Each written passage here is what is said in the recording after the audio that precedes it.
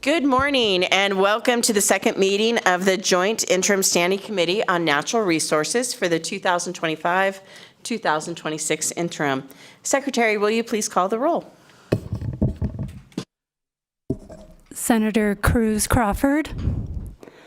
Present. Senator Ellison. Present. Senator Scheibel. Here. Assemblymember Considine. Present. Assemblymember DeLong. Present. Assemblymember Gurr. Here. Assemblymember LaRue Hatch. And Chair Anderson. And I am present. And if you would please mark Assemblymember LaRue Hatch present when she comes in. I think the wind from last night still is making an impact on our ability to drive over. And also, if you would please mark Senator Pizzina and Assemblymember Jackson as absent excused. I'd also like to thank Senator Scheibel for joining us by Zoom, the brand new mama. And so congratulations on the new baby. Hopefully we'll get a chance to see the baby on Zoom as well, but also understand if not. Greatly appreciate you, though, giving this time for us.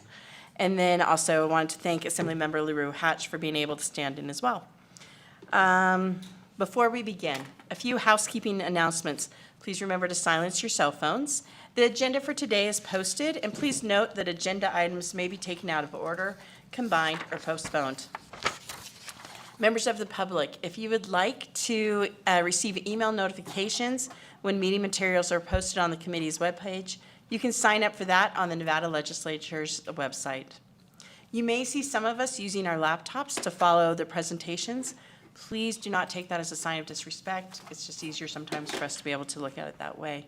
And finally, at our last meeting on January 28th, committee members had questions on how the heads of certain natural resources related agencies are selected, and whether other states have a geothermal exemption in state law similar to Nevada's. I asked the research division to research these questions and compare Nevada's state law to other Western states. This information has been uploaded to the committee webpage along with meeting materials for the January meeting. All right. With that, let's get started on our first public comment section for today. During the interim, we have two opportunities for public comment, once at the beginning and again at the end. Members of the public can provide testimony in person, over the phone, via email, or by mail. Instructions are provided on the agenda. If you are testifying in person, please remember to sign in at the table by the door, and please remember to clearly state and spell your name before you begin, and limit your comment to 2 minutes. Staff will time each speaker during public comment to ensure everyone has a fair opportunity to speak. If you wish to provide public comment over the phone, the number is 888-475-4499. The meeting ID for today is 849-8363-5379. And then you press the pound key, and you press the pound key again if asked for a participant ID. Why don't we start here in Carson City? If anyone would like to give public comment, please come to the table now. Seeing no one rushing, is there anybody in Las Vegas who would like to provide public comment in Las Vegas? Again, that mad dash does not seem to be happening, so let's go to the phones. AVH, do you have anyone who wishes to make public comment? Thank you, Chair. If you would like to provide public comment, please press *9 to take your place in the queue. Again, if you wish to provide public comment, please press *9.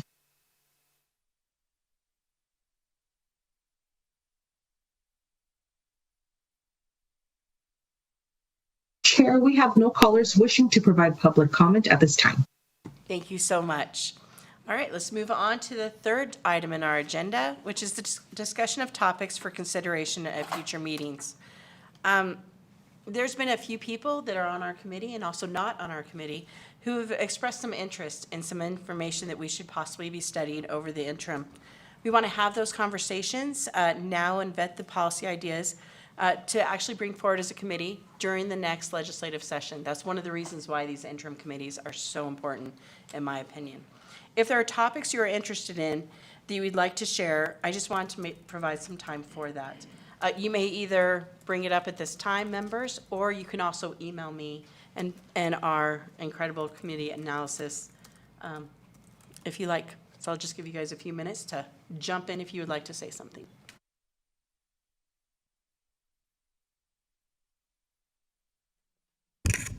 Assemblymember Gurr. I don't know if we're going to talk about it in future meetings or not, but I think wildfire mitigation has to come up some more. And to that end, I'm going to do some of the research myself, and I've talked to Director Goycochea a little bit about it, but I really want to look at what we could do if we put more sheep and goats on the range versus $150,000 an hour standby jets. So that's part of what I'm headed to do in this committee. Thank you. Thank you, and I believe we do have a plan for the wildfire information set for May, I want to say. We'll make sure that it's part of those. Thank you so much. Anyone else?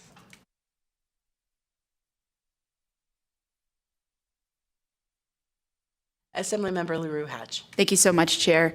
I think that we are going to maybe talk a tiny bit about it today, but I think this goes along with what my colleague just said. I always want to talk about regenerative agriculture. I think that getting goats and sheep on the land is part of that, and I would love to talk more about soil health programs and ways we can promote those practices. Thank you. Anyone else? All right, feeling a little bit like a Ferris Bueller movie right now. What we'll do instead, if you do think of anything, please feel free to email. All right, let's move on to agenda item number 4, agency updates from the State Department of Agriculture. Director Goycochea, come on up and provide us with the update. Thank you so much for joining us today. I know that there's a lot of things going on and you have a shoestring budget, so greatly appreciate the work you do. Thank you, Madam Chair, members of the Interim Committee. Director Goycochea, Goycochea, for the record. Actually, thank you for the invite. It keeps me out of the budget kickoff downstairs, so that is even better. All right, I need to open this in PowerPoint. What am I doing wrong? Well, That's while the you're PDF. waiting for your PowerPoint, I don't think you're going to take the entire time of that meeting, right? I may talk very, very slow this morning. I'm hoping there are a lot of questions that we can dive into. All right. This is Bevins, so this is going splendidly. Seeing my PowerPoint on here. You guys have a copy, so let me see what's, I guess we can walk through it. There's the PDF is here, but I don't see the PowerPoint. I think, yeah, I think all we have is the PDF. Okay. Well, guess what? We'll go this way. You guys have it in front of you. I apologize. We did a last-minute slide update yesterday afternoon, so we did push that in. So, again, thank you all very much. I'm going to go through this pretty quickly. I think most of the committee is fairly familiar with the agency. If you're not, if anybody has any questions, by all means, we'll dive into it. You know, our 5 divisions, who leadership is, et cetera. I'm going to forego that. This time, I think you guys have it. We're going to talk a little bit about the economic snapshot for Nevada. Nevada's food, beverage, and agriculture is a $7.6 billion industry. It's actually very interesting. Our top products are bottled and canned soft drinks and water, a little over $750 million worth. And so those industries are basically located in the Las Vegas Valley and in the Reno area. We do a lot of manufacturing, reprocessing of that. There's actually some specific labeling that occurs. So that's what's going on there. While we don't have the sugar and we don't have the cane that goes into that, we are doing that mixing here. Bread and baked goods, $630 million. And then beef, cattle ranching, and farming, about $625 million. That is by far our largest cash crop of traditional agriculture, if you will. And I'll pause here for a moment and elaborate a little bit if I can. And Assemblymember LaRue Hatch, Assemblymember Gurr, you know, both of your comments on the need for regenerative ag and the need for sheep and goats. I hear that and I agree 100%. And something that we're looking at as the agency, and I will be going to the USDA to see if we can't maybe get some more interest in a pilot project, is more of this healthy soil carbon sequestration. Assemblymember Gurr, Senator Ellison, you guys represent one of the largest carbon sinks in the Great Basin, if not the largest. And that are those meadows at Spring Creek, Lamoille, Lee, Pleasant Valley. Those grazing lands and agricultural lands, we know, put more carbon back into the soil than anywhere in the state of Nevada. And they're healthy. And we can do that same thing on our rangelands. We know we can, especially as we get into our upper riparian areas, for example, and it's that timed and proper grazing. Sheep and goats are a big part of that. Cattle are a big part of that as well. And we need to start looking that way. How can we have a program? Other countries are doing it. Other places in the United States are doing that. Just because we have so much federal land, we shouldn't be left out of having that conversation and what that looks like, and our producers to get additional benefits for doing the right thing.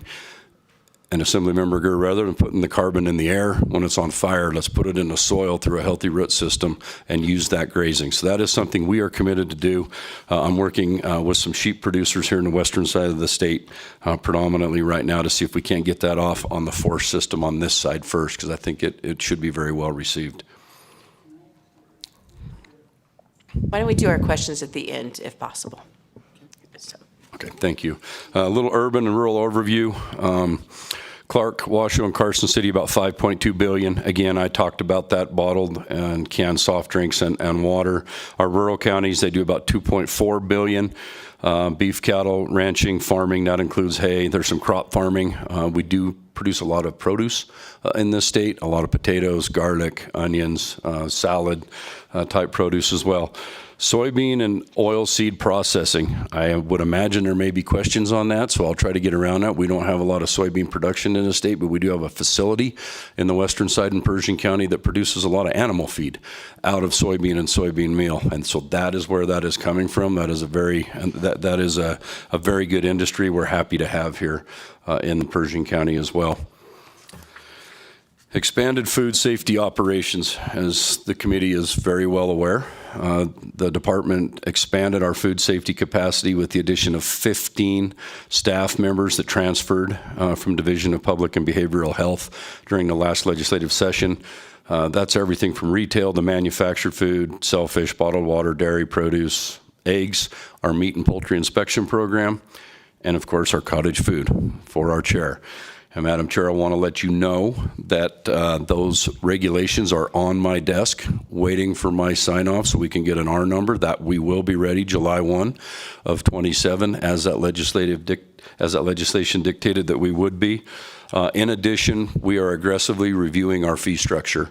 That was again part of two different sets of legislation that came through last year, one in both houses, that we have to look at this program. We were willing to bring it over. We knew it financially wasn't solvent. We are making those adjustments, and we're really threading that needle. We want to make sure we don't impede commerce, but we have to be able to do the job at the same time. That team has been a wonderful asset. I know it was a learning curve for them to come over and deal with Deputy Director Ferris and myself, but they have since figured out that we're not that bad of people, and we actually are getting along really well. We could not do that without that team. We're super excited about what lies ahead there. Now, to that end, I have had discussions with policy staff in the governor's office, and we are going to propose a new division of food safety. So right now, all of our food safety is kind of run through two divisions, the majority of which is the animal industry. You guys know animal industry, it's veterinarians, it's livestock inspectors, it's brand inspectors, that kind of thing. That is where we house that. And the reason why budget account 4470 is there, and that is our dairy safety. So we tried to mesh it all in, but what we're doing on the dairies actually fits a lot closer with what we're doing on food safety than it does truly livestock inspection. So we are going to propose that we would bring our dairy, our food safety, which includes cosmetics and cottage food, and also our meat and poultry inspection program, all under one silo. We already have the staff. We have the support staff. They're already in there. We have our administrative assistants. All we would need is an administrator there in order to get that done. And we think we could really streamline our processes a lot more. We're stretching animal industry pretty thin right now. A lot of you guys know that we come before this committee oftentimes with LOIs on what we're doing with those budget accounts as well. So we just think in order to be more efficient and to do a better job on food safety and protect public health, we would like to see a division of food safety at the agency. Cottage food update, as I said, we will be ready July 1 of 27. We're undergoing regulatory process now for 446 Nevada Administrative Code. That's really everything that team did outside of the cottage food thing. And we have to bring that over to the Board of Agriculture. That authority rested with the Board of Health. And so we've got to bring that over. It's a lot of name change for the most part, but we all know how we have to go through that. NACO, we've been lockstep with them, making sure that they know what we are doing. As we start to roll this out, those public meetings will be held in rural communities and with NACO, obviously. Those are going to be the most impacted with what we do. We have absolutely no anticipation of major hiccups on that. It's going to be the fees. How's that going to work? How are we going to co-regulate? If a local jurisdiction does not want parking on a certain street and we have a cottage food there, for example, how are we going to work that out? We still have a few things to work out as far as you can pick up the phone, excuse me, you can place your orders, you can do them online, but you still have to pick that stuff up in person. And so we're working on that. We don't want to see a lot of traffic impact, especially in Clark County on a cottage food. If we're living in a vertical housing unit, for example, and someone on the 5th floor is running a cottage food, we don't want 17 trucks pulled up out front picking up a loaf of bread. So we will work on that, and we will work on that with our local municipalities. One thing we did get a question from the committee, and I did not put a slide in, so I'm going to talk about it right here, was the recent food pyramid. They turned it over. And so we have our proteins and that unprocessed food, if you will, at the top of that pyramid now, and what impacts that may or may not be having on school lunch. And I can tell you, we're not having any impacts currently on our breakfast and school lunch. Part of that may be, it's still fairly new.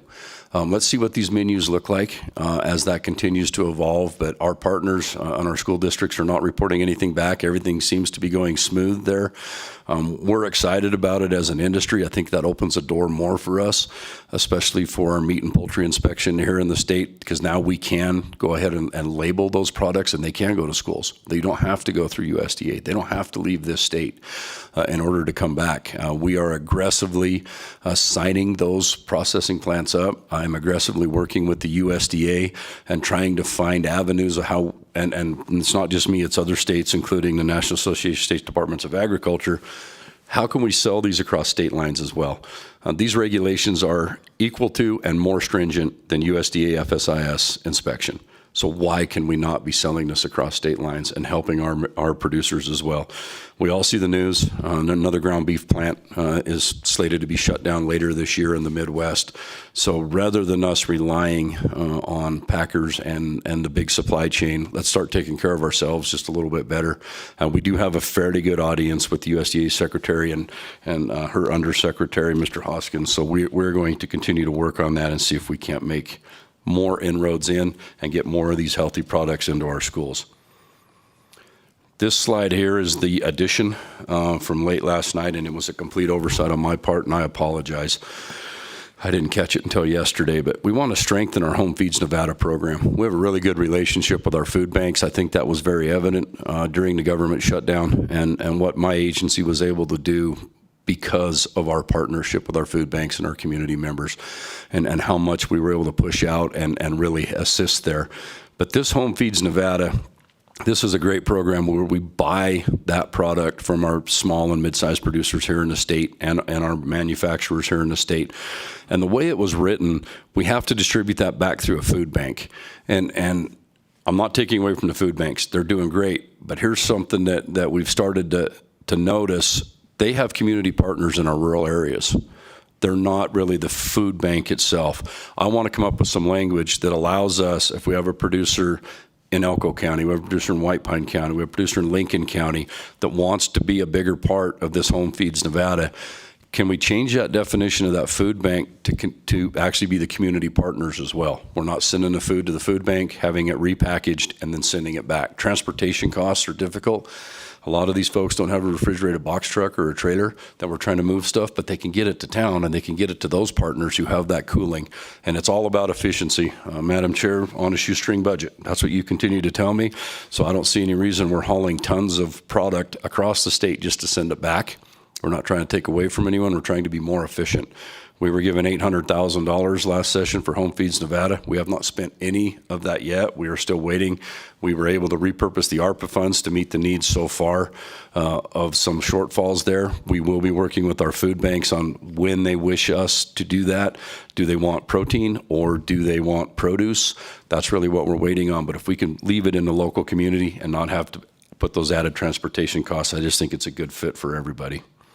So be looking for that as well. That will be a concept, and hopefully we can get a BDR number out of that and get that moved forward. Addressing illegal hemp. Here's another one that we've been working close with the Cannabis Compliance Board on. We had a lot of conversations about who has the authority on this. That team, again, that we brought over from Public Behavioral Health had some authority over hemp products as far as what we consume. We have the authority over the hemp at the edge of the field. Once it leaves the edge of the field, then that was no longer ours, but now it is with this team. So we're trying to work with Director Hum and his team on what can we do here. We have Category 2 police officers, as you know, so we have that ability to go in and pull some of these products from these shelves. We are seeing a dramatic increase across the state in our youth gaining access to these products. They are requiring ambulance rides in some locations. Make no mistake about it, some of these products are 10, 20 times more potent than legal cannabis because they're taking these synthetic cannabinoids and they're able to concentrate them in, and they're calling them hemp. And that is what they're able to get. And they are obviously flavored as bubblegum, flavored as candy. They're vape pens, they're candies, they're gummies, etc. And we are working aggressively to try to come up with a plan. Here's one problem we found in working with our DAGs. When you transferred the staff to us from Public and Behavioral Health, the authority to regulate did not come. It remained over there at an agency. We're not really sure where that fell out. So that's where we're at right now. CCB has Cat 1 law enforcement. We have Cat 2. We would like to go in, but neither one of us really are sure who has the authority. And our deputy attorney generals are telling us neither one of us do. It's living over there in a silo that doesn't have any staff anymore. So I'm not sure if we'll bring a BDR to fix this or how we want to do that, but that is something that I will work with the chair of this committee on as we get closer to that. But we're going to have to do something because public safety is definitely one of our major concerns.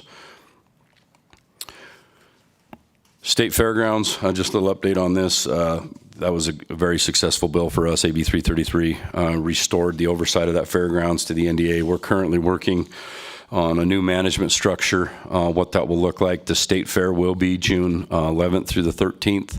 The Nevada Junior Livestock Show will be with that. We've got great partners, as is the Farm Bureau, who you will hear from here shortly on your agenda as well. And we're very excited about what this is going to do. We've got a good partnership with the Reno Rodeo. They will roll in right behind us. That month of June is going to be a very exciting time. We're doing a lot of through other partners who were successful in getting some grants prior to this bill being passed. We were able to get some much needed infrastructure put in the ground out there. We're still working on that, water, sewer, stormwater. The property is going to need a lot more. It's been 70 years without getting a lot of attention. We're doing the best we can. We are going to continue to focus on that. But I do want to remind everybody of one other key point here. This is Northern Nevada's #1 large animal emergency evacuation center, and it will remain that way under this agency. So we have got to make sure that that infrastructure is good. Fire, flood, earthquake, whatever that might be, that's the #1 place we are going to go with those animals and with people, even if need be. There are a lot of RV sites on that. We will continue to make every effort we can that is available to everyone in Northern Nevada as needed in the case of an emergency. And with that, Here's our contact information. You can ignore the top one. If you really want to get some answers, you're going to have to go to Ms. Hendricks. She's the only one that knows what's going on and how to get a hold of me and how to get on my calendar. And with that, Madam Chair, I'll rest for questions. Thank you so much, and we do have a few. We'll start off with Senator Allison. Thank you. I was hoping to get JJ out of here quicker where he could get downstairs, but JJ, we're talking about getting more sheep and goats out on the range, but for the last 75 years, you can see how far the sheep out of the Ruby Mountains has dropped dramatically. And maybe you can answer some of them questions that I don't know if it's a market that's moving it, or if it's some of the restrictions from BLM or the Forest Service. That's my first question. The other thing is, during this session, we talked about the gas stations and credit cards and debit cards. You'll see if you pay cash, you get one price. If you use a credit card, it's another price. But the problem is that a debit card is the same as cash. But yet, this problem's still going on, and you're hearing this constantly from people who say the debit card's cash. Why are we not having the gas stations address this issue? And we brought that up in the session, and I think we need to look at this again if we can. So if you could answer them two questions, thank you. Absolutely. So I will start with the second question, Senator Ellison, to you through the chair. Gas station, Director Goycochea for the record. Gas stations and that price difference, that is something we all realize, obviously, that debit is, in fact, cash. It comes out of that. But that is outside this agency's purview. That is banking regulation, and that is something we need to address on that side with those banks and with commerce. I would obviously love to have it be the same price. I understand that there's a % on credit cards that they need to charge, but that, Senators, what they're falling back on, because it's a swipe of a card, they're going to process that additional 2-3%. So they pass that on at the pump as an additional cost per gallon because they're eating it on the backside as they do that process through their banking. So I would encourage, if the legislature wishes to address that, it will have to be through commerce and through that side on the banking side. And we would obviously support anything we could to lower the cost of fuel to our consumers. Number one, sheep and goats. Why are the numbers down? There's a lot of reasons for that. You mentioned federal agencies. There's been a lot of change in federal agencies over the years, and that pendulum did swing a long ways away from livestock grazing, and it is coming back. But I think the main reason that the sheep and goat numbers are down, and we were actually fortunate enough to host a meeting during the American Sheep Industry Convention here in Reno. We had representatives from California and Nevada come to a dinner, and we talked about this. What is the problem? Labor is a huge problem, and the market is a bigger problem. These guys, quite frankly, are being eaten alive by New Zealand and Australian lamb, that is coming in. The beef too, but we'll let that go. That wasn't a question. So there has been some action on perhaps imposing a duty on that imported lamb and sheep products from those other countries, but to date that hasn't been there. So they're able to produce it cheaper there. They get it in here cheaper. Most of what you guys are buying at your box stores or your grocery stores, it isn't American lamb. A lot of our American product is going into pet food or a very specialized thing. So that is the problem with them, and we're going to have to figure out how we can help them with that. And that is why I mentioned maybe our carbon sequestration and some outcome-based grazing that would pay these operators to do exactly what, as Assemblymember Gurr said, jets and fire trucks are doing. If we can take that fuel out and we can make a healthy soil and a healthy root system, let's give them another revenue stream to allow them to stay in business. It's not going to be the business model, but it is diversified agriculture at that point to where they have their wool, they have their meat, and they're also providing an environmental benefit to us all. Thank you. Assemblymember DeLong. Thank you, Chair. I have 3 questions, so let me know how I can tackle those. First question actually has to do with your discussion about the animal industry, food safety, and the milk safety.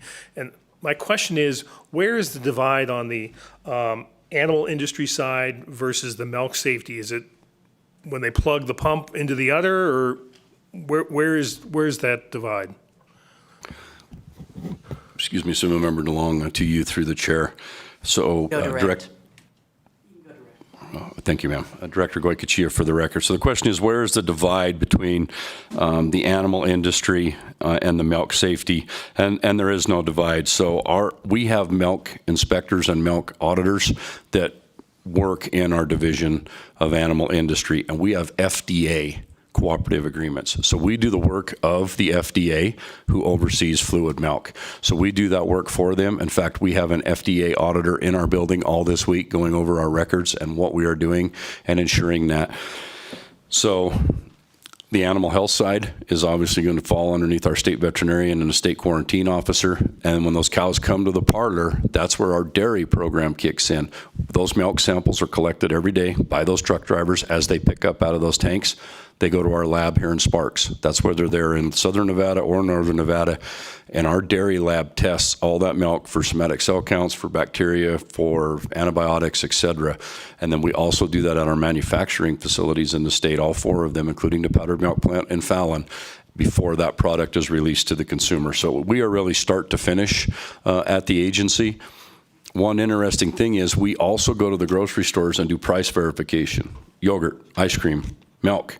And so that's more food safety oriented there. We will pull samples from time to time, have those analyzed in our lab to make sure that they are in fact safe as well. So that's where the food safety comes into that.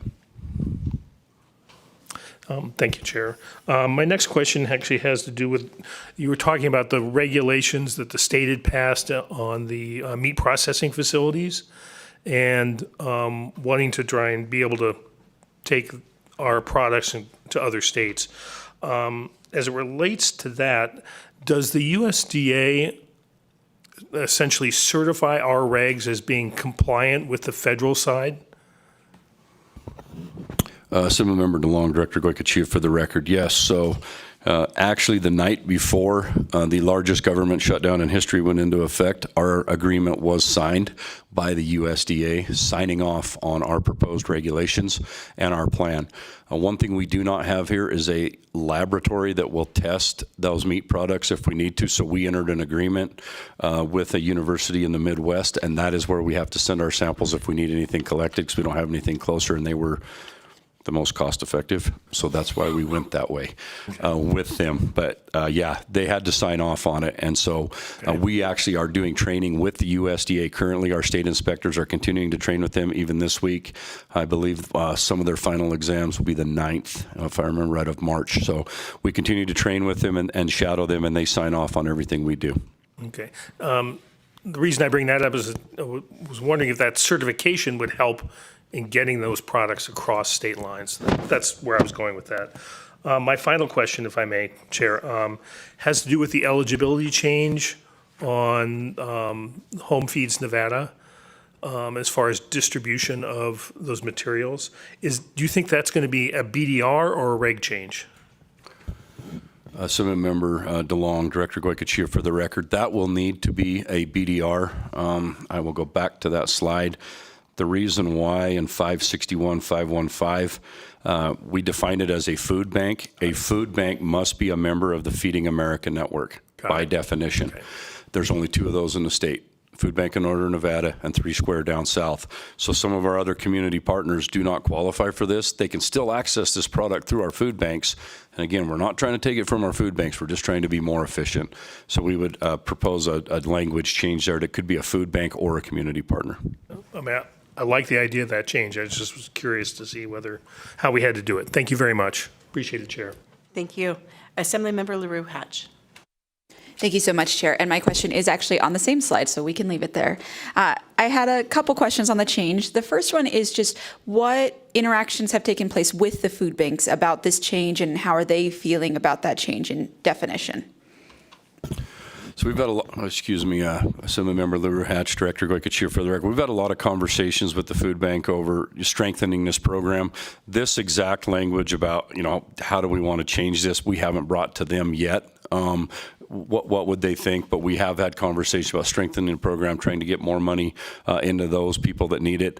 And it could be as simple as, the food bank will say these community partners can receive this food and it doesn't even need to come to us at the food bank, something along those lines. But we're still early in the process, as you know, so we will continue to make sausage as we can, including with our food bank partners. Thank you. Okay, so that makes sense, because that was one of my next questions is, does it physically have to be there, or can we, without changing NRS, just say, okay, Food Bank of Northern Nevada has identified this group in Ely. It doesn't have to come back to Reno. It can just go straight to Ely, and it still meets the letter of the law without a BDR. Assemblymember LaRue Hatch, good question. Because there is some reporting that is associated with this, and in talking with staff, it is our understanding that it has to go through those food banks. And then that reporting actually goes back to the Council on Food Security as well about, how many households were fed. And so that is something else we may have to change. And we don't want to lose sight of that either, of the reporting. So if we're sending it out to our community partners, then are we going to lose track of how many households they served with that versus if it is truly all coming through the food bank, they know how many pounds or how many cases or tons, whatever the case might be, that they were able to send out. These are all things we're going to have to work out, but I know that we can work it out with our partners because we have to be more efficient with what we're doing, especially when we only have 800,000. Perfect. That was going to be my next question, is how do we keep track? Because I think that's why we identified those two.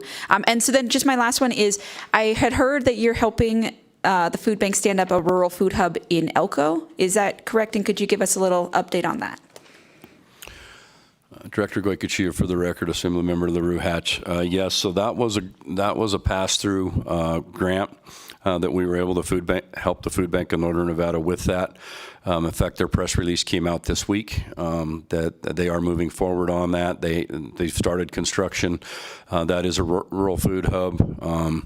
It's kind of over in Senator Ellison's neighborhood, literally in his neighborhood in Elko. So that should greatly increase our capacity to serve that rural community, and that will include the outlying communities, Lander, Eureka counties as well, out of that. So they have been a tremendous partner on that.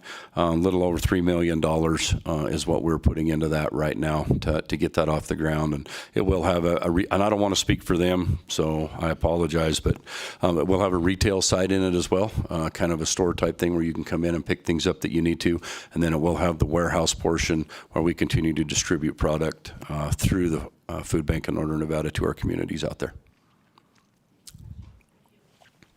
Thank you so much. Oh, I'm sorry, I should add, Assemblymember, that is not new construction. They are repurposing an existing building that is there. So that's why it's $3 million instead of looking at an $11 million price tag like we had to do in Southern Nevada when we built our own. Thank you so much. And I also have a few questions, but I'll try to keep it down to just three. The first one has to do with, I believe it was Assemblymember Koenig that had the the traveling butcher regulation. What is the status of that as well? Madam Chair, Director Goycochea, for the record. Yes, Assemblymember Koenig brought the bill that he wanted the mobile processing plants to be considered official establishments, and that went through. That was passed, so that is fine. We can. Our concern there continues to be how are we going to inspect those, and we have to make sure that there is a cost associated with that. If I have to send an inspector, because by the in-state meat and poultry inspection, what the USDA signed off on, we have to be present during the harvesting of that animal. So we will have to send someone there, and there's going to be a cost. If I have to drive an inspector all the way out to Tuscarora or all the way out to Sandy Valley to get that done, but that is done. Thank you so much. And I figured that it was, but just wanted to get that quick update. And then if I remember correctly, on the bill that you spoke about that had to do with the cottage food industry, you could always get those regulations in earlier and get it started earlier if you wish to. Is that correct? Just trying to. Yes, Madam Chair, Director Goycochea, for the record, yes, we will have an R number within the coming weeks, or we will at least submit it for that. We will have a full year plus, but it will not go into effect until July 1. We have every intention of having those adopted before you go to session, because I do not want those temporary. I want those permanent. So we will have those done hopefully by the end of this calendar year. Thank you, and thank you for allowing me to continue to try to do that. But my last question actually has to do with addressing the illegal hemp, because that is a pretty serious issue. And it's similar to what Assemblymember DeLong brought up. Is this a regulation? Is this an NRS change? I know that right now we are waiting for the legal information from the Attorney General's office, but would this be both, I guess? I knew I should have took that slide out. Director Goycochea, for the record. So happy you didn't. Madam Chair, to you, yes, it's going to be both. And you know, and I just want to say that Director Hum is just great to work with. We have a really good working relationship. He feels the frustration. They have an interim committee stood up where they're looking at this as well and what this looks like. And we have to also understand the other side of this is we have a heavily regulated cannabis industry in this state. And it is not fair to them that they jump through the hoops and they do everything right and they do everything safe, and we have these illicit products coming in that are being sold at our convenience stores and our gas stations that don't have to play by those same rules. And so we have really got to tighten that up. I do completely expect to see it could be joint BDRs, if you will, through his office, through our office, on how we're going to address this. I will tell you that we are serious enough about it that I had been holding 2 vacant APO positions and we're filling them both. If we have that authority and we can find a way to get that done through the Attorney General's office and working with Mr. Hum and his officers, we're going to have to hit that right now and get that done. They have the light labs, which mean we can go in and we can test those on site. We can have one up north and one down south to where we can test these products and know what they have for THC immediately, and then we can pull them. And so it's just a matter of getting the NRS right. Who has that authority? I'd rather it was Jimmy. And we will go there and we will help them if we can. Thank you, and I will do a really quick little editorial about this.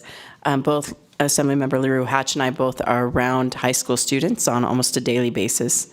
And I would 100% agree that the current advertising of some of these products are not for the ideas that were actually why we have the legalized hemp and why we have these hemp products.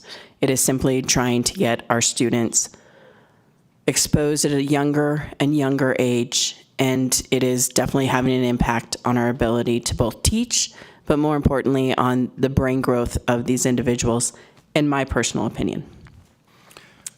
So, Madam Chair, to you, Director Goycochea, I could not agree more, and I will tell you that Governor Lombardo is 100% on board, and he wants this fixed. He has been very pointed.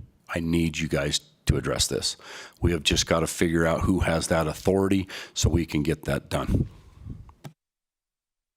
thank you so much. Seeing no more questions, just to make sure. Thank you so much, and I'm sorry we could not take a longer amount of time for you, but luckily the elevator does sometimes move slow. Maybe. Madam Chair, thank you again, Director Goycochea, for the record, and I would not want to be remiss and miss my industry partners as well as the discussion later on the agenda by Lincoln County, so I'll hang out. Thank you. All right, let's move on to the next item on our agenda. Excuse me. Nevada Agriculture, Trends, Challenges, and Contributions. We'll be having a presentation from Mr. Bevan Lister and Mr. Doug Busselman with the Nevada Farm Bureau Federation to discuss trends, challenges, and contributions to Nevada's agriculture sector. Welcome. As I stated earlier, I think I still refer to our committee as NatRam because I do believe personally that it's natural resources, agriculture, and mining. And so I'm so happy that we're getting a chance to hear more about the agriculture today. You may begin when you're ready. For the record, I'm Doug Busselman.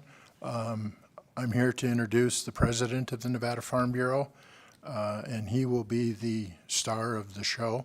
I will be trying to play audio supervisor. Thank you, Madam Chair, members of the committee. My name is Bevan Lister. I'm the president of Nevada Farm Bureau. Farm Bureau is a private nonprofit organization organized in 1919. We've been around a while. It's my privilege to be elected to this position, and I'm serving in my 9th year as the president. Now, being that, I'm just a volunteer. My real job is I farm. I grow alfalfa hay on 1,000 acres in 3 locations across 300 miles in eastern and central Nevada. So we're going to talk about the challenges and things that are facing agriculture and what we as a Farm Bureau do in relation to that. The foundation of Farm Bureau is the County Farm Bureau. Counties are organized into Farm Bureau groups, and those Farm Bureau organizations then gather together into the Nevada Farm Bureau Federation. The Nevada Farm Bureau Federation joins with the 49 other states and the territory of Puerto Rico to form the American Farm Bureau Federation. It is the basic grassroots structure. Our members meet, or delegates from each county farm bureau meet on an annual basis to elect leaders and to adopt policy for the organization. In our structure, it provides the ability for some of those policies, if they have national implications, then to go to the American Farm Bureau Federation and be adopted as policy for the American Farm Bureau Federation. And we have been very successful in forwarding policies to benefit our farmers and ranchers, especially in relation to public lands. So it's a great structure, and it works well to represent this great industry. You're familiar with our Executive Vice President, Doug Busselman. So me as a farmer, I get to be the equipment operator, the welder, the mechanic, the computer tech, the bookkeeper, and HR manager, and everything else. The same in our organization. We're small. Doug is our lead. He is our lobbyist, CEO, office manager, HR manager, the whole schmo. And we rely on him tremendously. We have a small staff that is dedicated to representing and helping farmers and ranchers in Nevada. Our mission is to be the voice of Nevada agriculture. One of your questions is the status of agriculture in Nevada. So, yeah, we got slides, show you a little bit of information. Nevada's crops are numerous and diverse. The relative values of our crops are set by the market, not by the producer. So when the market's good and production is good, we do well. When either production is off, we face climate challenges or resource challenges, or if the market's down, we face challenges. So agriculture, and I'm sure you're well aware, we're price takers, not price makers. Some folks say, well, why don't you just hold your crops until the price gets better? Well, they're farm crops. They deteriorate. You just can't do that. Besides that, most of us got a bank we got to pay. So you take what you can get when you can get it, and you try to move on. Currently, the beef industry is enjoying a reprieve. After years of increased costs with little or no change in sale prices, the industry has seen an increase in sale prices to the point that some of them may actually show black books this year, you know, something on the positive side. Crop growers are experiencing the opposite. Input costs have continued to rise with crop prices going down steeply. Average sale price for hay, Nevada's second largest value crop, is approximately 1/2 now of what it was in 2022. Potatoes, corn, cereal grains, and other crops are facing the same market pressures. The dairy industry kind of rides on a continual roller coaster. And maybe you're well aware of that, but just for the record. 1 week they might see good positive margins, and then they might see 3 weeks of negative margins. It's a highly volatile business to be in.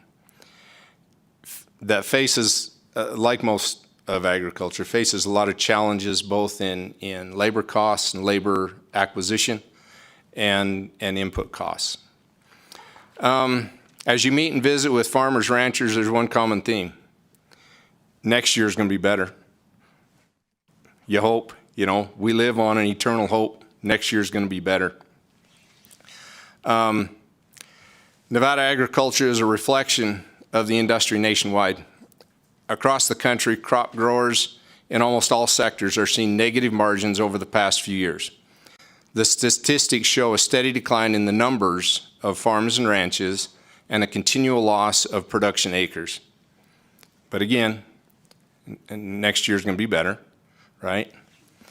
I don't know where we're at on slides. I did want to point out one, and since I put my glasses on to see, you'll note the question earlier about sheep. So the slide up there is showing that our estimated sheep herd's about 68,000 in the state of Nevada. For perspective, in 1910, there were 2 million head of sheep in Elko County. That's the challenge that has faced our sheep growers. And Director Gochia did a great job of describing kind of their challenges. We have this, and this is a personal kind of deal, I guess. I've been going to meetings and sitting in on discussions for way over 30 years now. And I've always been amazed that cotton is one of our most highly subsidized crops nationwide. Yet our poor sheep producers are going out of business, and we're losing that great tool in resource management, and we've lost any subsidies in that wool industry, yet cotton continues to be king. So that's a sideline, kind of a personal note, but I have had that discussion with our delegation a number of times. We need to bring some balance back to that fiber market. You asked specifically about alfalfa. I'm an alfalfa grower. 2022 was a great year, best year that I've ever experienced.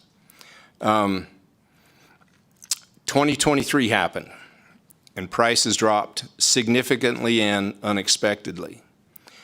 Crop prices have continued down while input costs have continued to increase, notably interest rates. Working with an economist with the American Farm Bureau, we were able to put together some numbers for alfalfa. His analysis showed that alfalfa growers lost an average of $203 per acre in 2025. I grow on 1,000 acres. The math's pretty easy. And my banker knows it well. Alfalfa is the queen of forages and is primarily suited to our high desert valleys. The hot days and cool nights allow us to grow a quality of alfalfa that is unique in the world. Recently, you may have heard about bridge payments going out to agriculture. $11 billion worth to row crops and about $1 billion going out to specialty crops. Alfalfa fits in neither of these categories. Our alfalfa growers will weather these economic storms on their own. Hay is the fourth largest crop in the nation by value, yet has historically been left out of any program payments or subsidies. Just in the past couple of years, alfalfa has been allowed a risk management insurance tool for price support. But as a grower, it's not something that I've been able to get good information on and be able to engage with. I understand that it's out there, but it hasn't been easy to access. I don't know, where are we at? We got on the, this piece of information I thought was interesting. Why is corn production increasing in the state of Nevada? Well, as you noted on previous slide, our dairy herd has increased to a small degree. And with that, more corn is produced to feed those dairy cattle, both in silage and in grain. We are seeing kind of an uptick, or at least we did for a while, an uptick in corn being harvested for grain. But that has diminished very quickly over the last few years with the grain corn market price. Corn is being sold right now for about the same as it was in 1959. So irrigated corn which we have to do here in Nevada, it just doesn't pencil out. You just can't. It doesn't make sense. But with local dairies and a little bit of uptick in cattle being fed here in the state, we're seeing that uptick in corn being grown. So kind of that slide there is a synopsis, negative margins in most of our commodity sectors, and we just continue to work our way through it. One thing that Nevada has that most states don't, we have large tracts of land that are not owned. In areas where water is available, Nevada has a unique opportunity to build new farms. The process is not easy, the costs are high, but it can be done if agencies will allow it. We hear often about food deserts. Most crops grown in Nevada are done so because of the harsh climate that we live in and the tools available to us. I believe numerous other crops could be grown if policies were in place to support and encourage those ventures. I don't know if any of you are old enough to remember, but if you know where the Moapa Valley is, when I was a young man, that was a vegetable hub for the Las Vegas Valley. In fact, they grew, I used to remember going down there and getting tomato plants so that we could plant up in Pioche, but all sorts of produce was grown there in the Moapa Valley, that great muddy river water. The magic of agriculture in Nevada is where you can find water. And again, one of those wonderful things that we get to argue and fight and legislate and worry about. Agriculture in Nevada fits in these little oases, these little pockets around the state. Some of them look bigger than others. We've got a project at Fallon on early days of the reclamation projects and Lovelock.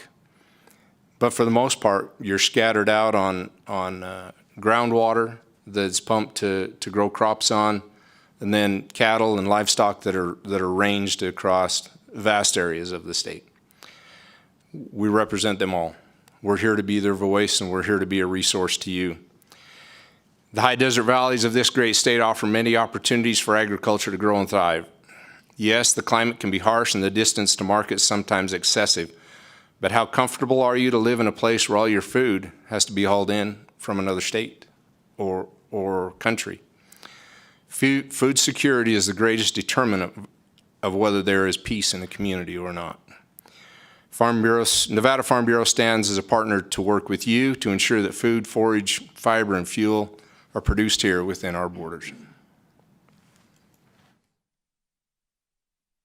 And I guess that's all I've got. I'm just a dumb farmer, so if you got good questions, we'll probably tag team on them. Well, thank you so much for the presentation, and we do have a few. I will start off actually with Assemblymember LaRue Hatch. Thank you so much, Chair. I am a proud Nevada Farm Bureau member because I grew up on a ranch and I'm still a dues-paying member, so I'm glad that you are here. I have a couple questions. One of them, I know one of the biggest challenges, at least we were on a family ranch, right, is competing with the big corporate operations, right, and the agribusiness. And can you just tell me what is the interplay between small family ranches and farms versus the larger, and is there maybe some struggles like a larger corpo farm can weather these lower prices and a family farm can't, right? For the record, Doug Busselman, Nevada Farm Bureau. We don't have that same degree of problems in Nevada. Most of our corporate entities are family corporations where there are multi-generations who have incorporated as much for the transfer of the operation to the next generation. So we don't really have the same degree. In Nevada, based on the 2022 census record, actually Nevada has 3,122 farms and ranches. 70% of those farms and ranches have revenue of less than $50,000. Revenue, not profit, revenue. And so we are very unique as a state, agriculturally speaking, where we have a lot of small operations that are probably part-time, and then we have fewer large farms. Thank you so much. I know Nevada, we are unique compared to many other agricultural states. You heard, I think at the beginning, I have a strong interest in regenerative agriculture. We've worked on this quite a lot. I am a firm believer that if we can improve the quality of our soil, we don't have to spend as much on inputs, and the margins are always so tight. And so I just wonder, from an on-the-ground perspective, how can we help to support folks that want to try out these new practices? I guess they're not new. Go back to old practices. Assemblywoman LaRue Hatch, Bevan Lister for the record. So I'm always interested and fascinated by this discussion because alfalfa, kind of by its nature, is regenerative. And if you visit with me much, alfalfa is one of my passions. But anyway, this is one of those things. But yes, it's very important that we look to all of those tools and avenues. So one of the challenges, regenerative agriculture, depending on how you define it and what tools you adopt and take, the dairy industry wants the highest, best, purest alfalfa that they can get. And accepting that, there are tools that are available to us to help us produce that. As classes that I've sat in on and discussions that we've held, the ability for regenerative agriculture to do that is tremendous. And as we spend a little more time in focusing on those methods and tools, I think you'll see a lot larger buy-in. I'm not going to downplay traditional practices, herbicides, and the ability to keep our fields clean and be able to control pests. But there are other tools and methods, and each to his own has to choose, what works best for them, because not everything works for everyone in the same place. I hope that kind of answered your question. Doug, you want to step in? Again, for the record, Doug Busselman, Nevada Farm Bureau. I think we're seeing additional support coming from the national level with regenerative funds through the NRCS. So there are ways that are in place for enhancing the transition to that type of production. Again, because of Nevada's unique cropping and overall scenario, in alfalfa fields, we have cover year-round. And so we don't have the same intense type of cropping practices. Even in the corn situation, while there's more corn being grown, those are mostly grown as a double crop, where the corn is harvested, a winter grain is planted, and then that's harvested. So there's a cover situation there going on that I think is applies to the spirit of what regenerative agriculture is. I think one of the challenges is getting a defined understanding of whether you're doing regenerative agriculture when you're doing what you're doing, or if it's more of a zealous approach of emphasizing certain things over others. Thank you. Assemblymember DeLong. Thank you, Chair. Thank you very much for the presentation. Very good. Question on, you'd mentioned that the price for row crops was down. I think it was row crops that you mentioned. What is the reason for that? Is it foreign supply, too much domestic supply? What's the reason, if you can answer that? Thank you, Assemblyman DeLong. Bevan Lister for the record. how to say this kindly. Agriculture as a whole nationwide has suffered from a complete lack of trade policy over the last 4 years. And that largely in all aspects of agriculture has left then an overabundance of supply on the market. Challenges from other producers in other nations have taken some of the market share because we were not involved in trade negotiations around the world. So whether it's an alfalfa producer in Nevada or a corn farmer in Kansas, that export market is absolutely critical. Then to follow with it, you've also looking at a beef cattle herd that's the lowest in 60 or 70 years. So that demand for feed is down. So it's a number of factors, but failed trade policy, I think, is key to it. Thank you very much. Thank you, Chair. If I might add to that, the other thing that has been an issue with the margins for row Please don't crops- forget to say your name. For the record, Thank Doug you, sir. Busselman, Nevada Farm Bureau.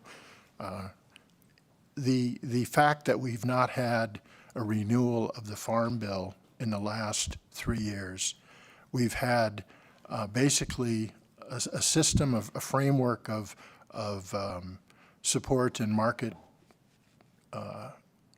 impacts that haven't been renewed. So a lot of the numbers are not relevant for where we are today with the level of crop production as well as the input cost. Now that will be adjusted for when the one big beautiful bill kicks in later this year. But that's where the bridge payments that were provided for were intended to take those row crops with the $11 billion to keep row crop producers in business till we get to the adjusted changes that will be brought about because of that legislation to make the farm programs again relevant. Assemblymember Considine. Thank you, Chair, and thank you so much for this presentation. Earlier on, you were talking about some of the challenges, and you mentioned loss of production acres. And I wanted to ask a little bit more about those factors, because it seems like we've mentioned a lot of things that could be factors in that loss of production acres, whether it's taking things offline, whether it's the level of production. Just wanted to know if you could kind of tell us what some of those factors were so I can directly connect them. Thank you, Member Considine. Bevan Lister for the record. So that comment is in relation to nationwide in the loss of farm units and farmland. And much of it is because of, you may not believe this, but farmers are getting older.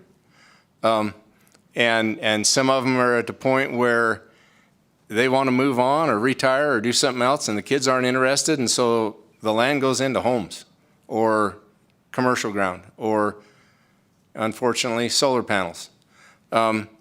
There's a lot of pressure in economically challenging times for agriculture for land to go out of production. And as unfortunate as it is, it's a natural response. It's not a significant issue here in Nevada. I think our diehards are hanging in there, and we see some efforts to expand actually, and grow farming and ranching. I'm very interested to see how the regulations from the new administration as far as expanding livestock grazing on public lands, both with the Forest Service and the BLM, is going to roll out, because that could be a great rebuilder for our rural communities that have been devastated by loss of those grazing and those ranch families. Did we answer the question? Yes, thank you so much, and thank you, Chair. Thank you. Senator Ellison? Thank you, Madam Chair. That was one of the questions I was going to bring up. We're losing millions of acres to fire. We're losing farms, we're losing houses, we're losing grazing. But if we don't graze it, it's going to burn. And that's the problem we're having in this country, mostly the state of Nevada. You look at some of these areas, they keep reducing cattle out there, sheep out there, whatever. That seems to be one of the biggest problems we're having. And then you're using hundreds of millions of gallons of water or chemicals to put on it. And I don't know how many times we went back to Washington to discuss this. You know, it's got to be an area that the state of Nevada and the President of the United States needs to step up to the plate and say, look, we've got to get cattle or sheep or whatever out there to graze these to keep that fire load down. Without it, we're going to lose it. It's not if it's going to burn, it's when it's going to burn. And I've been into some mighty, mighty big fires through the years, and if that would have been grazed or even a little bit, it would have helped. Could you hit on that? Sure. Thank you for the question, Member Ellison. Bevan Lister for the record. I agree completely. There's two factors that have continuously plagued Nevada in relation to wildfire. The first being fuels management. And so down in my part of the country, in northern Lincoln County, there's a lot of country that needs to burn. Pinyon juniper and decadent sagebrush that is not producing much of anything. And if those areas are burned properly and then treated afterward, and I'll bring this is, sorry, Madam Chair, pet peeve.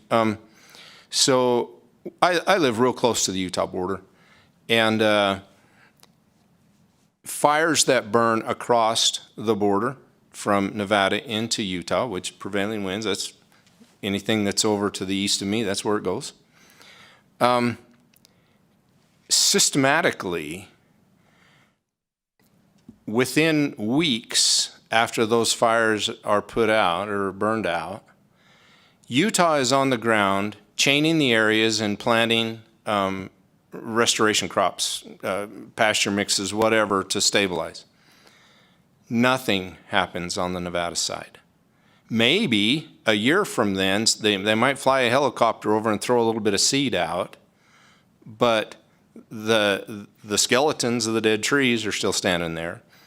Cheatgrass and other prevailing weeds have moved in, and so there's not really a base for those new seeds to even get a start.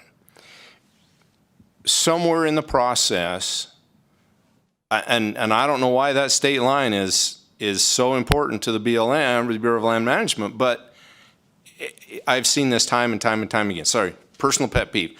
But along the bigger question, fuels management, and over the last decade or so, some good tools have been put in place. The targeted livestock grazing and the outcome-based grazing programs and systems developed with the Bureau of Land Management are great tools to help us manage those fuel loads. I don't think we've engaged them properly enough or extensively enough to actually make them effective. I think that there's great opportunities there. And back to that question earlier about the sheep and goats. The sheep and goats will go in and they'll eat some of that old forage, some of that old cheatgrass and duff that's on the ground that most of the time a cow will walk over. So I think there's opportunities. I'm not sure how to well, how do you say that? How to start the fire under the right agencies? But anyway, that's pun intended. The opportunities are there, and we just got to find a way to work with those agencies to move forward with them. And then on the backside of it, it's that post-fire treatment and the importance, just absolutely vital that we get the tools on the ground and the seed in the ground that's going to combat our biggest Our biggest challenge is cheatgrass, especially up here in the central and north. Where I'm at, not as big a challenge. Whether it's climatically, there in the mountains, whatever, we don't have as much issue with. But up here in the north, we just, once we burn something, fills back with cheatgrass, and then we're in the continuous fire cycle. And that's the part we've got to break. Sorry, I got to ramble in there, but. Welcome to Natural Resources. Thank you so much, and thank you for the question, because I think you do touch upon something. I know our Division of Forestry, as well as all of the other divisions, are working very hard. And one of the difficulties is our state is 83% owned by the federal government, as you are very much aware. And so sometimes getting through not only the communication within our state agencies, the difficulties around the national issues, I think has been highlighted both in your answer as well as in the question. So thank you so much for bringing that forward. Assemblymember Gurr. Thank you, Chair. I think all of the discussion has been great. Excuse me, my voice seems to go away when I talk on a microphone. And very eye-opening, Bevan, into the number of sheep left on the cattle. As we sat through here, though, I don't see, normally in a presentation, I get a feeling that the group presenting has something they want to ask us to help with. Where do you see this committee and or us individually being able to help the process? I guess that's, bottom line is, what can we do to help? Before you answer that, if possible, I did ask the Farm Bureau to come forward because we rarely get to hear from you, except for as one-to-one individually.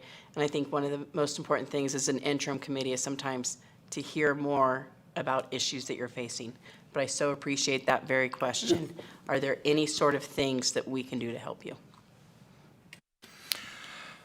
Member Gurr, thank you so much for the question. Bevan Lister for the record.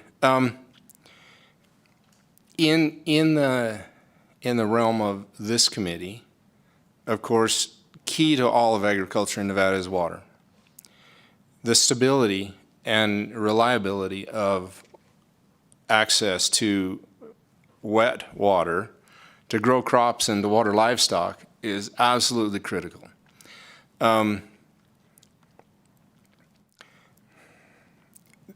So you'll see most of the time, if we're going to testify on something, most of the time it's around water.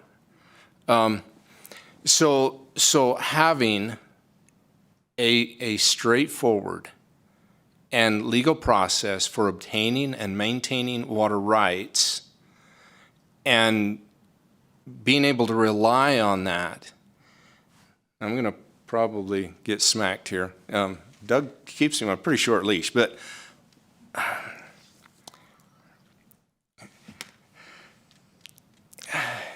I'm going to go off on a limb here because conjunctive management and then the hearing that's taking place today on the lower White River flow system both destroy certainty in water rights. I hope you understand that. So the combining of basins destroys priority. Conjunctive management destroys the concept, and well, not the concept, but the application of conjunctive management destroys priority. Our members have year in and year out said that they stand firmly behind the prior appropriation doctrine and using prior and holding water rights in priority and on a priority basis, first in time, first in right. When we make those little changes to law, sometimes the implications are extensive. So the state engineer is having a hearing on combining 5 basins together today. Someone is going to lose if that action goes forward. One of those basins that their water rights are priority in the basin that now become junior in the larger group. My farm at Pioche, I have, except for the town of Pioche and a little bit of water they use, I have the most prior rights in the basin. But the state engineer's office, without any action, currently manages that basin along with 7 others. The Panaca Valley being one of them. The Panaca Valley is theoretically oversubscribed.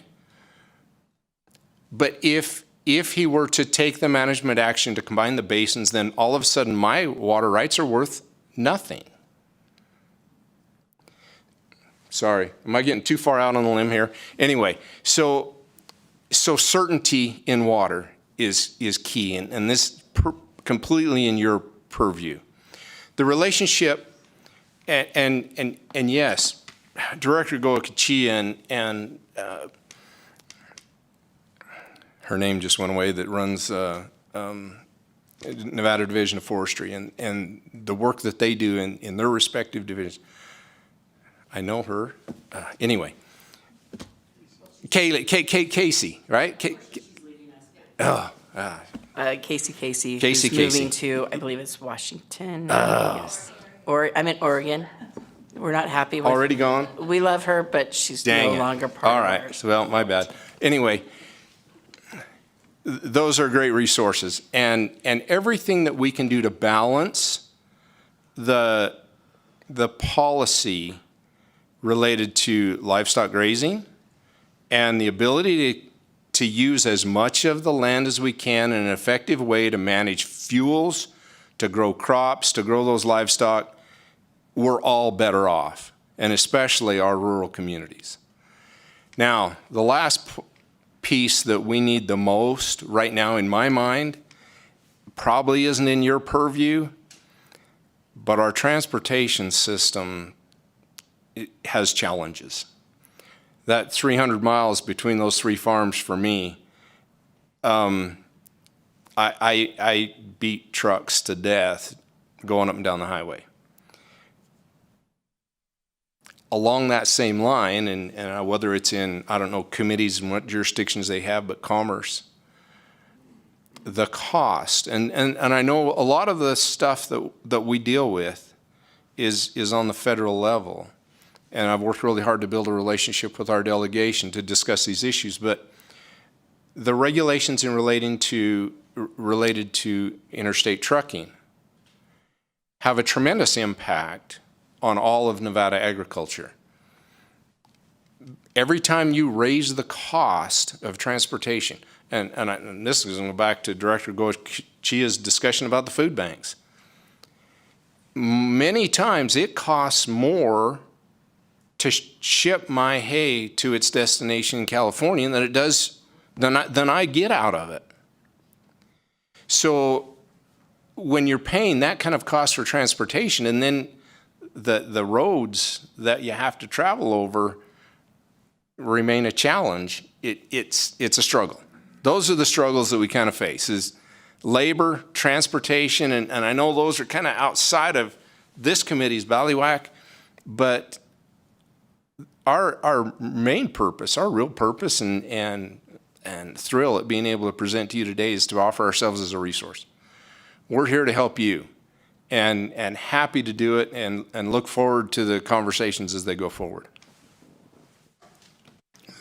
Thank you, Mr. Lister. Just for the record, I probably won't ask that question in many committees or many presenters because it's always about money and not about what we can really do, because the money's the money. We do what we can do with the money. But I bet I haven't asked that question in 2 sessions to anybody. But it's important for the rural part of Nevada to figure out how we get this going forward. So I appreciate it. Thank you. Thank you, Chair. Thank you for bringing that into the room. Really happy to have that conversation. I do have 2 questions for you. The first has to do with something that you already touched upon, and the fact that it's really not in our purview, but it has to do with the bridge payments. Is there something that we can do to help with that, since alfalfa at the federal level has not been seen in the same way as other agricultural crops that could possibly be getting that help? Is there anything that we as a body or even as individual elected officials could possibly do to move this along? Because I know that you have spoken with our federal delegation regarding it. The majority see the importance of it and are trying to find solutions. but is there anything that we can do also as a legislative body? Because although we are elected from some rural, some from non-rural areas, it is one state, and we want to be able to help each other. Thank you, Madam Chair, and Bevan Lister for the record. In that regard, I remain a little bit torn on this because I grew up not wanting help from the government, not looking for a paycheck from the government. In fact, I think I'm probably pretty representative of most hay growers. That being said, there are times when there are challenges that a little bit of help out, at least the opportunity for a little bit of help would be good. If the Nevada Legislature or the state of Nevada were willing to sign together on a letter or put together something probably directed at Secretary Rollins with the U.S. Department of Agriculture, but then CC'd through all of our congressional delegation, that would bring to their attention the longstanding lack of support or attention to the economics of hay growers. It would certainly be, it certainly couldn't hurt, put it that way, and might provide a way to at least start that discussion, whether it's in the Farm Bill itself or whether it's in implementing regulations. There needs to be a place there for our hay growers to be able to get a little relief when they need it. Thank you so much for that, and we'll be able to possibly start working on something. My next question has to do with the slide that actually deals with the Nevada corn production. With I just made secretary. With Department Lead Gokachia, he brought up that most of our beef is actually going towards animal food instead of going towards people food. Is that happening as well with the corn production, or is that in a variety of items with the Nevada corn production? Thank you, Madam Chair. Bevan Lister for the record. I don't know that I can speak. What does the slide show? This corn production is acres, and then part of it's silage. So you notice on the total corn production on the blue bar, and then the orange is corn silage. So corn silage goes directly to livestock feed. It's too heavy to transport any distance at all, so it's grown mainly right adjacent to where it's going to be used. So there is that small sector there of grain, corn, but I don't know. I guess I'll say I don't know because I'm not sure exactly where that goes. Doug, do you want to step in? For the record, Doug Busselman, Nevada Farm Bureau. I think some of that growth in corn production, especially relative to dairy operations, was where the increases came about.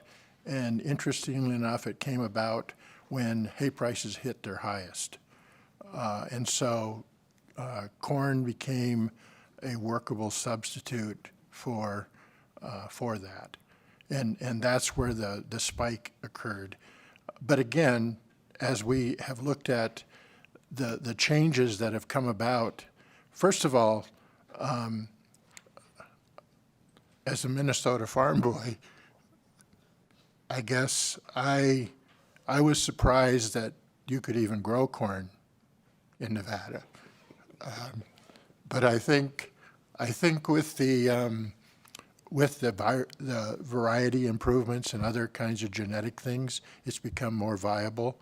And then, like I said, as the ability to change the nutrition program for dairies, that's where the corn came in as a favorable substitute for higher hay prices. Thank you so much. That totally makes sense. Any other questions? Seeing none, thank you for your presentation, very informative, and look forward to working with you in the future. Let's move on now to our next presentation, 6A, an update on the outdoor recreation in Nevada and Nevada's outdoor recreation economy. I believe we have the Division of State Parks coming forward. We have a handful of presentations, actually. So first up, we will have Jonathan Brunges, I'm so sorry about that, who's the Deputy Administrator for the Division of State Parks. We appreciate you joining us today, and whenever you are ready, please feel free to introduce yourself for the record.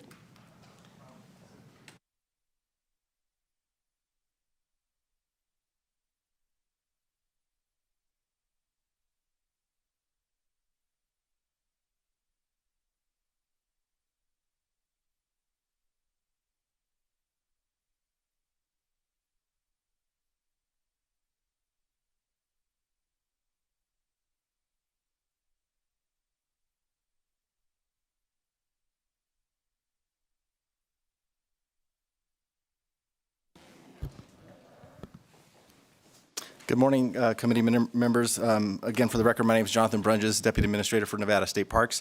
Thank you for having me here. I'm excited for this presentation.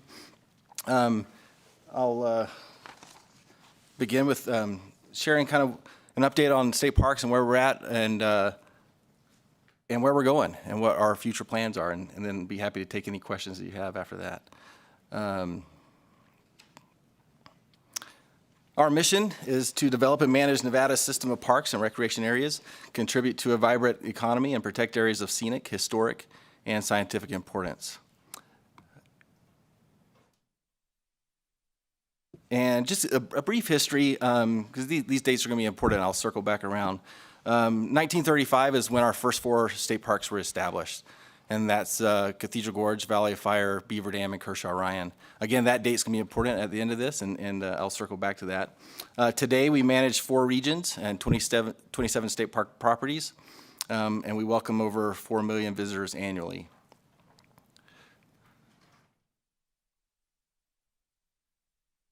Again, this map just kind of shows across the state where our locations are. We have 15 state parks, 6 recreation areas, 4 historic parks, 1 historic site, and 1 bi-state park. And I want to share some numbers with you. And these numbers, we recently have partnered with the UNR Cooperative Extension Office, specifically the Nevada Economic Assessment Project team. And for the last 3 years, or starting in 2022, we've been looking at these numbers, comparing our visitation and looking at what our economic impact is to the state. In 2025, we welcomed 4.2 million visitors into our state parks. And some significant numbers there. 54% of our visitation statewide are out-of-state visitors coming into the state of Nevada. Our parks that border other states, that number is 70 to 75% are coming from out of state, which is significant. And in our surveys that we conducted, the average group size was 3 to 4 people that came into our parks. A third of those trips were day use only. Overnight stays, those that came camping in our parks that were Nevada residents stayed an average of 4 days, and those that were non-resident stayed an average of 7 to 8 days. And just want to touch on visitor satisfaction. With our staff interactions, 90% had a positive experience, 3% had a negative experience. I'm going to guess there was a rule violation or a law enforcement contact, but that happens.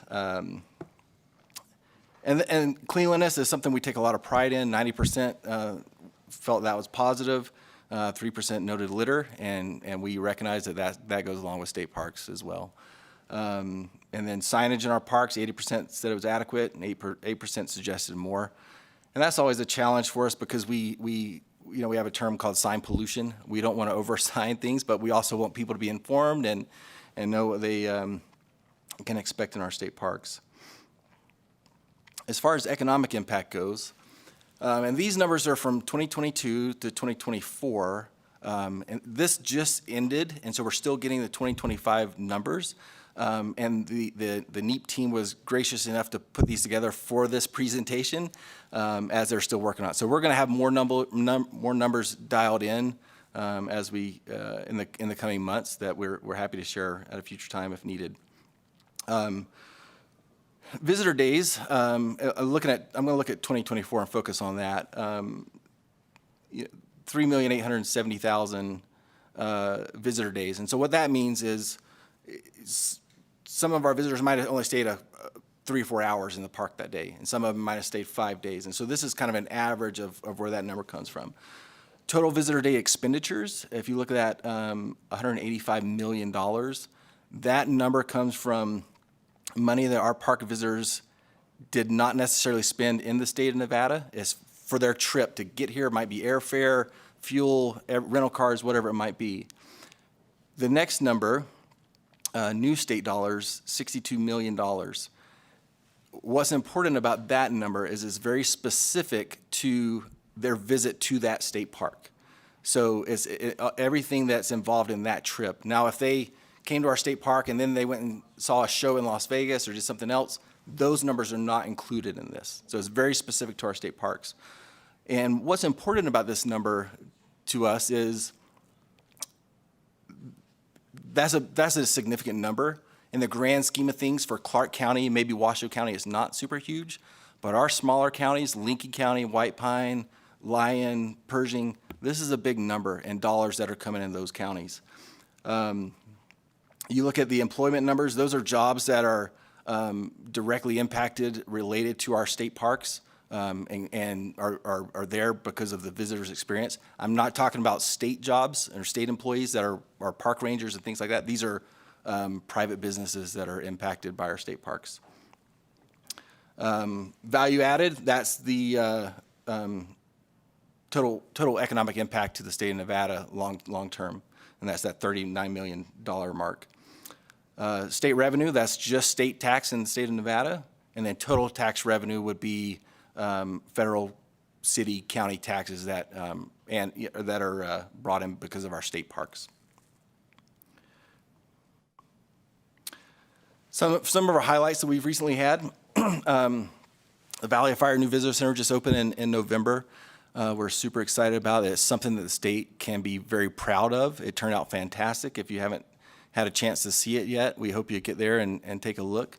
It is state of the art, and it was an excellent collaboration of state, federal, and private funds that made that possible. And we're, again, grateful for the committee and our legislators and everyone that helped make that possible. And it truly is a world-class facility. We have, and I'll show you some photos here in just a minute, but the interactive displays and language access aspects that we put into that facility. There's a learning center there for school groups, like an indoor classroom, and we have an outdoor amphitheater. Here's a few photos, and forgive some of the construction photos that are still taking place there. And this is our mascot, Carson Kit Fox. He's available to go to any school or any event you may have. Just let us know. We're happy to get him there. But you can kind of see in the background, what's going on with that facility. If you're not aware, Valley of Fire a few years back was voted the #1 state park in the nation. And so it is very deserving of a facility like this. And so, again, something to be super, super proud of.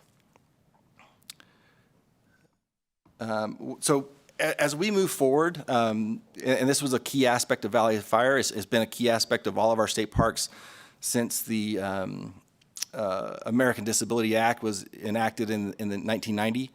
And it's going to be an important aspect for us, is to have more accessible trails and aspects to our parks. It's a very deliberate part of our design moving forward. As we upgrade parks, we're looking to add those components to them. You'll see a lot of our parks were built before the 90s, and so they don't have those aspects, and so we're trying to add them in. And including that will be interpretive signage and language access. And I'd be remiss if I didn't share, so we just had, we have I'll show this first, I apologize. So you can see the photo on the left, that's an aerial view of Spooner Lake, which we recently put a visitor center there a few years back. you can see those trails, and they kind of go work their way down the hillside towards the lake, and so they have the proper grades and things like that to, for our visitors to get further out into the wilderness. If you look at Ice Age, the photo on the right, we don't want all of our trails to be concrete, but if you look at the dirt trails around, they're compacted material so that they're accessible. They go all around the visitor center there and out into the desert, so they can anyone that can have that experience out into our parks. And what the aspect I want to talk about is one of our park staff down at Spring Mountain Ranch just started a recent program doing hikes for those that are hard of hearing or deaf. And so we brought in sign language interpreters, and she's done a few of those, and we've gotten the stats back, and we were impressed with how many in that community wanted to come out to our parks and participate in that. And so it's great. You know, we're trying to provide more access for people that traditionally have not been into our parks. And so a lot of things going on in that area with us. And we have a group, and we work with the Office of Minority Health and Equity, Department of Outdoor Recreation, NDF, Department of Wildlife, and several other nonprofit groups to help get other groups into our parks that, again, otherwise wouldn't be able to, that might be kind of in the more urban areas of our state, and our first time experience in our state parks. So we're super excited for that opportunity as well for them. Another thing that program we've implemented is what's called an action track chair. It's like a little bulldozer almost, but we have two of them in the state. We have one at Sand Harbor, and we have one in Eastern Nevada. We have a trailer for it, and the idea behind this is if the trail is not ADA, this allows people to, they can let us know they want to use this chair. We'll get it to them. There's no charge or cost for that. And they can use it for the day and enjoy our parks and get just about anywhere they want in our state parks, including the beaches, which is, we can't even get a truck on our beaches, let alone anything else. Here's a few more photos of that. It's at Cathedral Gorge and Kershaw Ryan over in the eastern region. And again, we have a trailer. And this was we bought one of them. The other one was actually a grant that was awarded to us from the Bronco Wild Fund from Ford Motor Company. And a state division of each, the southwestern United States, we were the recipients of that award, and they did it for all over the country. But pretty exciting program that we have moving forward. Another focus we have right now is the America 250 volunteer projects. We've had 2 projects so far, one out at Walker River State Recreation Area at the Flying M Ranch. This is our administrator, Bob Miguel. He was out there helping too.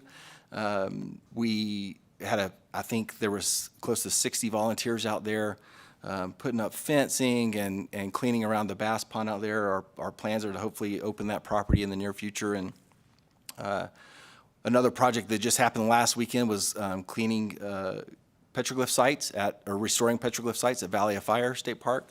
A constant problem we have is people wanting to scratch their own names in those sites and be part of history, and we're not okay with that, obviously. So we clean that up, and we appreciate our volunteers helping out. We have 14 projects scheduled total.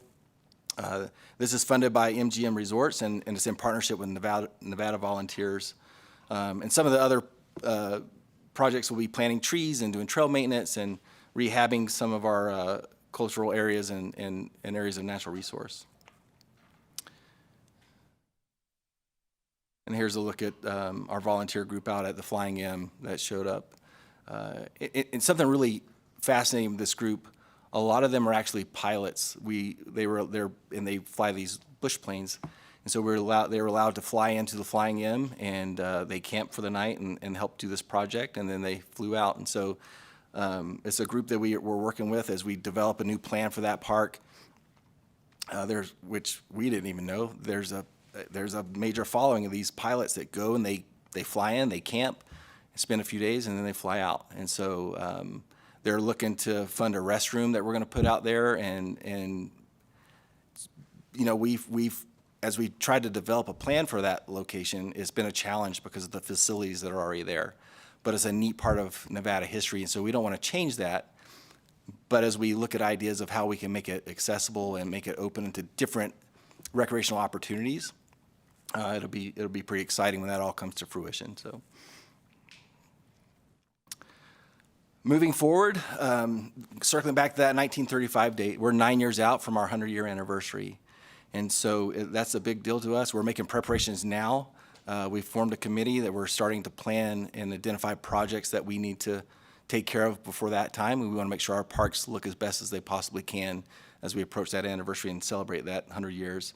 And so you'll be hearing about those special events moving forward. There's going to be a major focus on deferred maintenance and park improvements and some acquisitions. And so, but that's very exciting for us. So we're looking forward to it. And with that, I'm happy to take any questions or that you may have for me. Thank you so much for the presentation. Always great to hear about our outdoor parks and rec. I know that we've got a few questions, so I'm going to start off with Assemblymember LaRue Hatch. Thank you so much, Chair. So my question is about the reservation system, and I'm sure it's a question you're very excited to get. But I am up here in Reno, and my constituents go to Sand Harbor quite often. I used to go to Sand Harbor quite often, but now it's really hard to get reservations. They fill up super far in advance. It used to be you could go and just have a picnic at Sand Harbor, and that just can't happen anymore, right? I know the reservations are from 8:30 to 10:30, but once it's filled up, it's filled up. And so I just wondered, have you guys looked into that system? Is there a way of ensuring more locals can get access and that it doesn't just get full of tourists before locals can even get access to the tickets? Jonathan Brunges, Deputy Administrator for State Parks, for the record. Thank you for the question. It's there's a lot to it, and I expected a reservation system question, to be honest with you. And I think it's important to understand exactly how the system works, especially for Sand Harbor, because that is where most people have the hang up. This is the reason we did the reservation system, is to get people off that highway because there's a public safety concern up there. The way the system works is 90 days out, we allow a block of reservations to become available for a certain day. Then 30 days out, we open up another block for that same day. And then 7 days out, we open up another block for that same day. And now what we're going to do this year is the day before. And so that's going to help our locals. And so what we've done, and we said this from the beginning, is we would really look at everything and make adjustments as needed. And so what we found last summer, which was the first full summer at Sand Harbor with reservations, was we were seeing about 30 to 40% that made a reservation no showing for their reservation. And so what happens in that circumstance is at 10:30, if we're not at capacity because people haven't showed up, which traditionally last summer 30 to 40% didn't show up, we would open to first come, first serve. And so our locals have had that opportunity. Now what happens at 10:30 is it does create a line on the highway. Significant, like before it was hours, several hours to get in and block in the highway. Now it's about 30 to 40 minutes before we get those first come, first serve people in that are able to make it in before we reach capacity for the day. They still have the option of parking an incline and riding the shuttle in. And right now there's no charge for that. So there's still options for them. I understand that everyone wants to bring all their stuff with them and everything. So I do get that. But we are looking to make adjustments, and adding that day before will certainly help our locals and getting them into the park.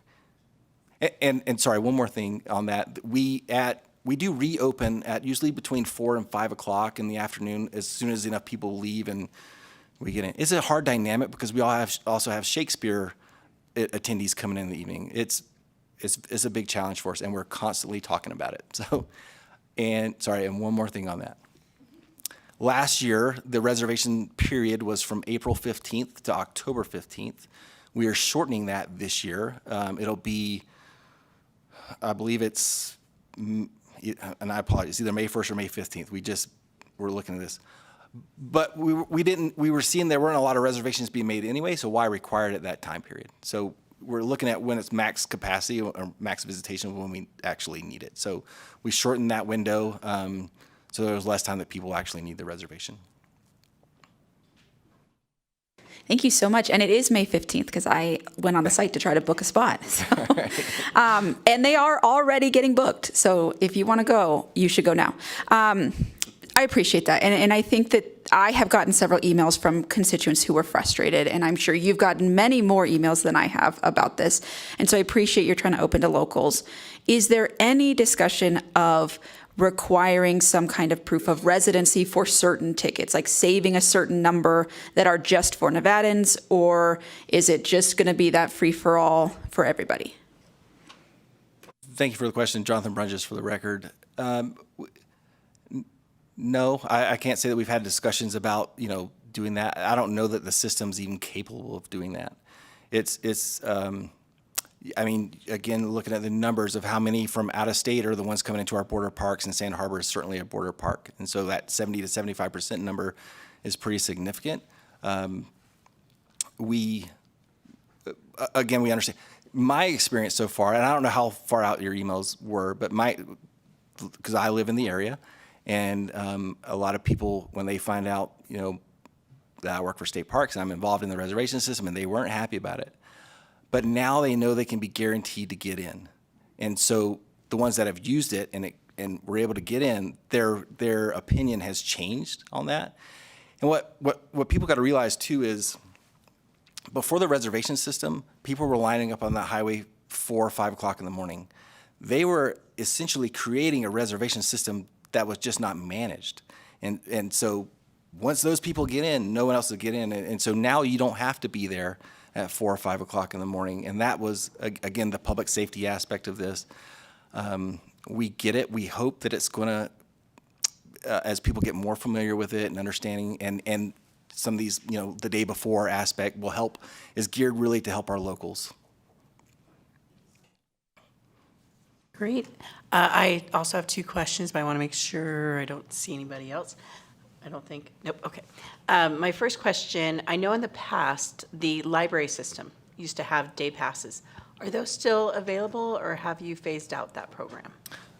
Jonathan Brunges, for the record, no, they're still available, yeah. Is there a way for you to possibly get us the numbers of, actually, I think that's more, each county gets to make their own decision as to track that, I'm not sure. Jonathan Brunges, for the record, yeah, so every library should have two, and I think, again, prior to the reservation system, we weren't tracking it. I think now we are tracking it through the system. I don't know those numbers off the top of my head, but I will say, as somebody that's used it not for the Tahoe Park, for some of the other parks, I greatly appreciate it. And then my other question actually I guess I've got two others. With the advertising for the special needs, especially with the sign language interpreters, as well as for the different equipment that is available, how have you been advertising to that community? Jonathan Brunges, for the record, for the track chair specifically, we'll be using social media to get that out. Again, both of them are new. The sign language group, that was January. And so all of our parks will advertise through the newspaper and their social media pages to get that information out there, and on our website as well. I want to make sure it's very clear. I love the fact you're doing it. I think it's very important. And I know that is something that both friends of mine as well as acquaintances have mentioned how much they appreciate the accessibility, and how much more we can do is wonderful. The last question has more to do with just a curiosity. After being able to go to a concert in Colorado at the Red Rocks, has there been any concerts at this wonderful auditorium that appears to be at Valley of Fire, or are there any planned? Jonathan Brunges, for the record, there has not been yet. I think there's been some programs there. We had the ribbon cutting, obviously, and then we had a parks event. Our Parks Academy was held there, and we had some presentations there. I don't know if that'll be up to the park. I'm sure they will do interpretive programming and things like that. My hunch is they would wait for anything big like that till after the summer, when it's not 110 degrees there. Right. So I would imagine something will be forthcoming pretty soon. Well, thank you so much. And also, I'm one of those people that always makes sure to go up to the Shakespeare Festival or enjoy that. So it's always wonderful to be able to enjoy the arts outdoors. So any way that we could do that is always pleasurable. Any other questions? Seeing none, thank you so much for your presentation and the information. Thank you for your time. Thank you.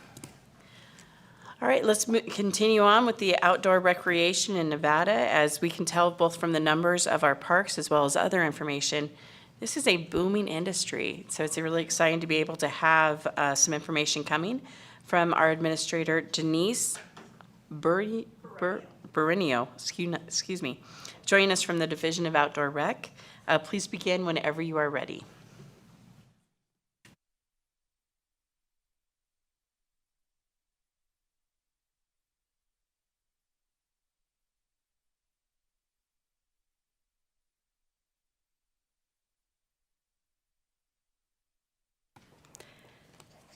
Good morning. Thank you for having me. My name is Denise Baronio. I am the administrator for the Nevada Division of Outdoor Recreation, also known as NDOR.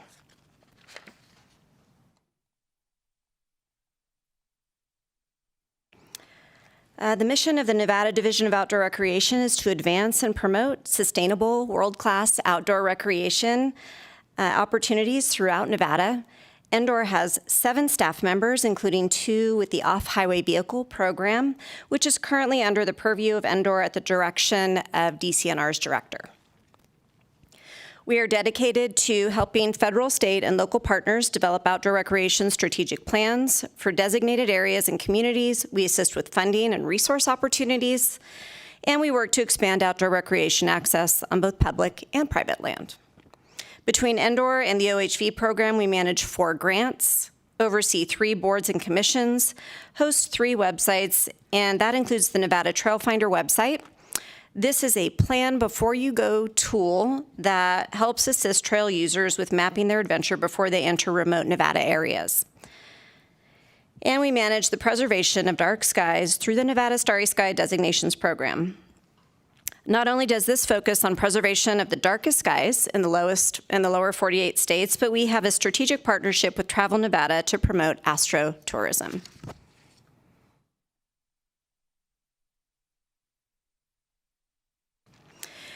In the 83rd legislative session through SB 21, NDOR successfully expanded our 1 grant program into 3 new buckets. Using the title of our previous youth grant, the Nevada Outdoor Education Recreation Grants, also known as NOER, is now the umbrella title to house all 3 grant programs.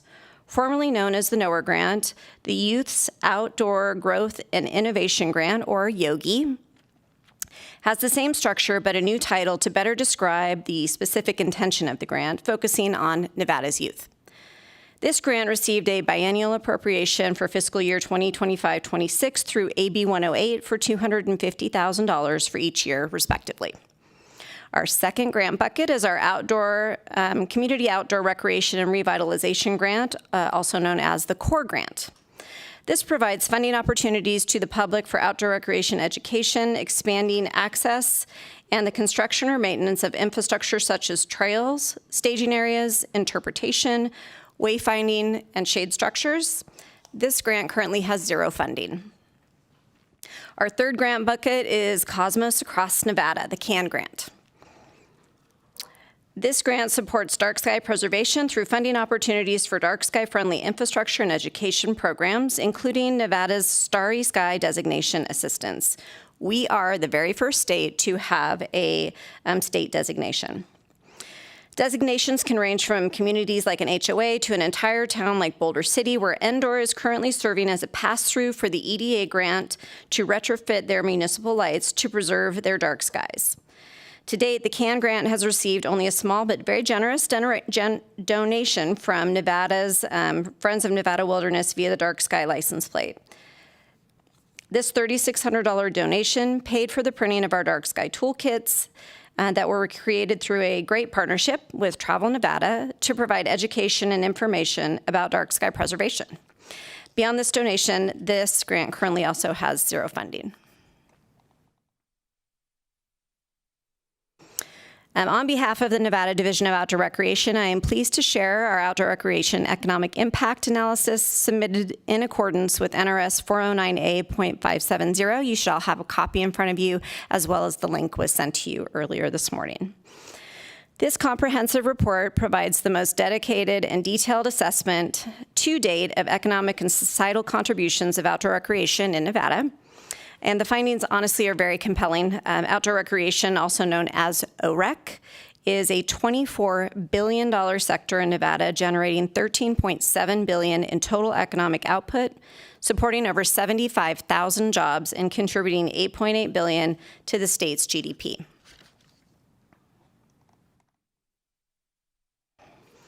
In fact, outdoor recreation has officially exceeded the mining sector in GDP contribution, making it the #2 industry in the state.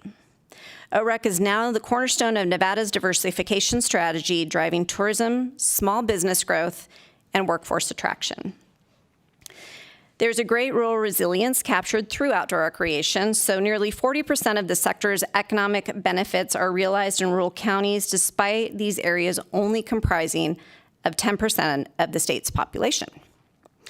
This underscores outdoor recreation's role in supporting sustainable economic development in gateway communities, proving that outdoor recreation strengthens communities, supports local businesses, and provides a framework for maintainable economic development.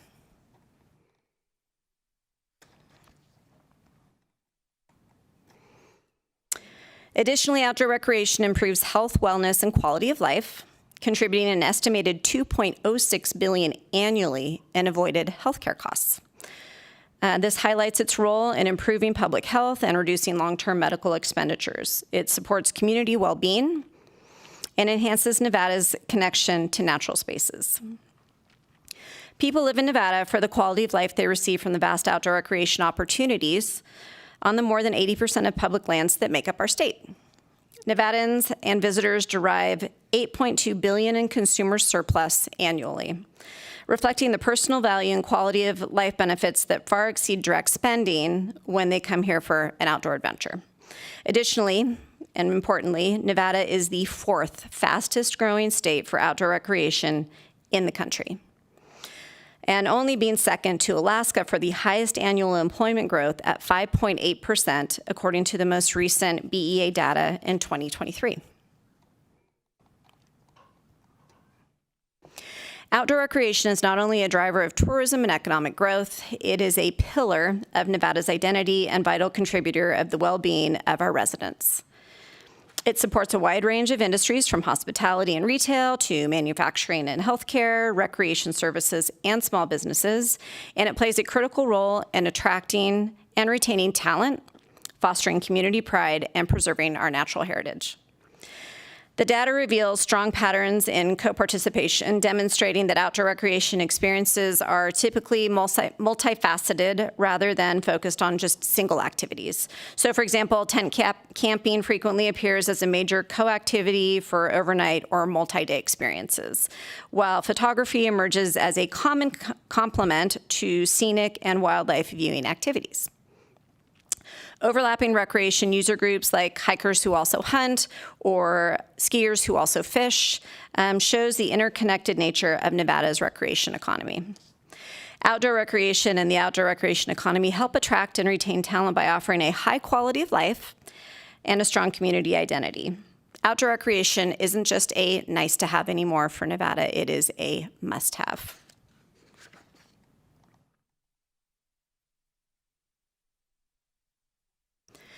This analysis also includes the entire Tahoe Basin, both the Nevada and the California sides. We found that it was hard to split the sides and try to see which side had the most economic impact. So we did it together, treating it as a single recreation entity despite spanning 2 states.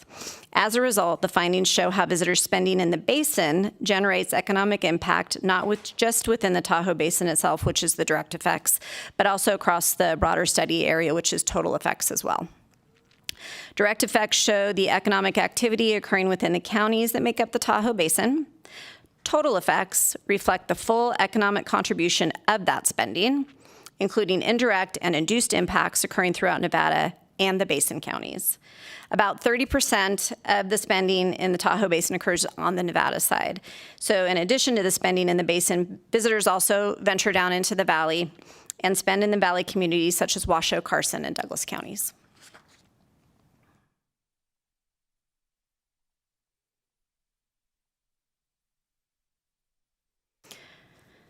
Our economic impact analysis does differ from the U.S. Bureau of Economic Affairs data. The BEA data really sells Nevada short, underestimating Nevada's outdoor recreation strengths. This made the need for our study crucial to paint a more accurate picture of outdoor recreation's importance to our state. As an example, BEA does not include independent contractors like 1099 employees or Schedule C employees, which make up a really sizable portion of our outdoor recreation workforce. Nevada shares similar data with neighboring states like Utah and Arizona, and we even exceed OREC GDP per capita compared to California. Nevada currently receives only $250,000 per year for indoor grant rounds for the youth grant, compared to Utah, who was awarded over $46 million in 2025. This does include their $7.7 million in federal funding for the Recreation Trails Program and LWCF Land and Water Conservation Fund grant, compared to Nevada at only $7 million. Both of those grants are currently administered by state parks. This year, Utah will have $51 million available for grant funding for outdoor recreation in 2026. The majority of outdoor recreation funding for Utah comes from their state, such as a percentage of the beds and heads tax or sales tax.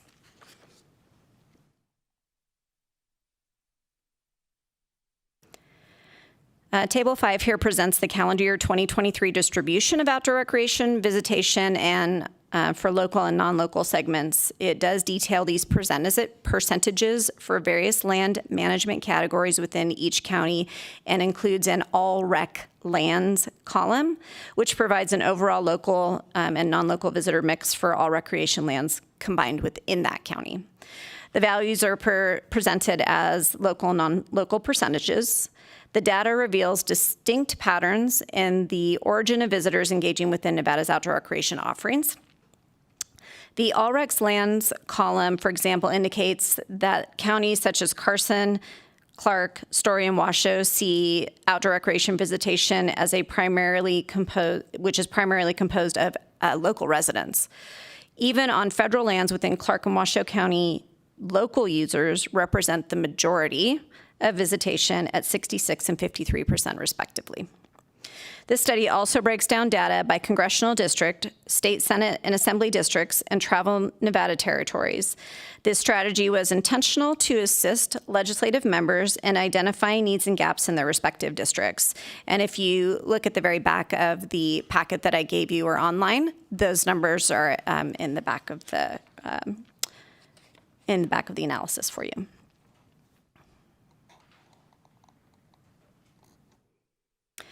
So Endor prioritizes conservation access and sustainable growth as recreation demand increases. And the economic report highlights land conservation priorities, recreation enhancements, and emerging opportunities in dark sky preservation and astrotourism. Our ongoing partnerships with state agencies like Travel Nevada, GOED, and federal partners such as U.S. Forest Service and BLM are ongoing and allow us to elevate prime areas for dark sky preservation and designated areas for stargazing, which boosts astrotourism. They also focus on promoting rural spaces across Nevada. Endor will continue connecting with communities statewide to advance policies that ensure Nevada remains a national leader in outdoor recreation, innovation, and sustainability. We actively participate in the Nevada's Shared Stewardship Program. Now, this is the only state program of its kind with federal, state, and local partners for monthly meetings where we find ways to collaborate, we share our workloads and resources, and we exchange knowledge and stretch funding opportunities for outdoor recreation across Nevada where we can.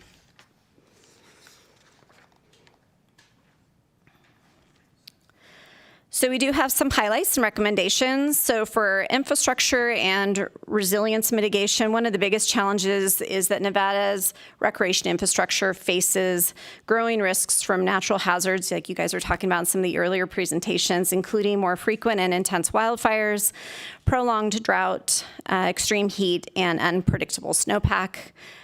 These conditions threaten visitor safety, shorten recreation seasons, and increase maintenance burdens. Some of our recommendations for this are to invest in infrastructure upgrades that reduce vulnerability to natural disasters and environmental stressors across Nevada's high-use recreation sites. Design improvements should prioritize durability and safety and operate efficiently. The expected impact we would anticipate to be greater infrastructure durability, obviously, lower long-term repair and maintenance costs, enhanced safety and comfort for visitors, and sustained recreation access in the face of environmental risks. For workforce development, our little skier here on the screen. One of the biggest challenges is that Nevada outdoor recreation sector experiences seasonal staffing shortages. State parks is one of those areas. I know that they can certainly attest to that, particularly in remote and rural areas, though, where housing can be scarce and also costly. It also faces challenges with volunteer burnout and lacks clearly defined structured career pipelines to attract and retain youth and diverse populations in outdoor professions. Some of the opportunities and recommendations we propose for this would be to build a structured workforce pipeline for outdoor recreation and conservation careers by expanding partnerships with schools, workforce agencies, nonprofits, and core programs.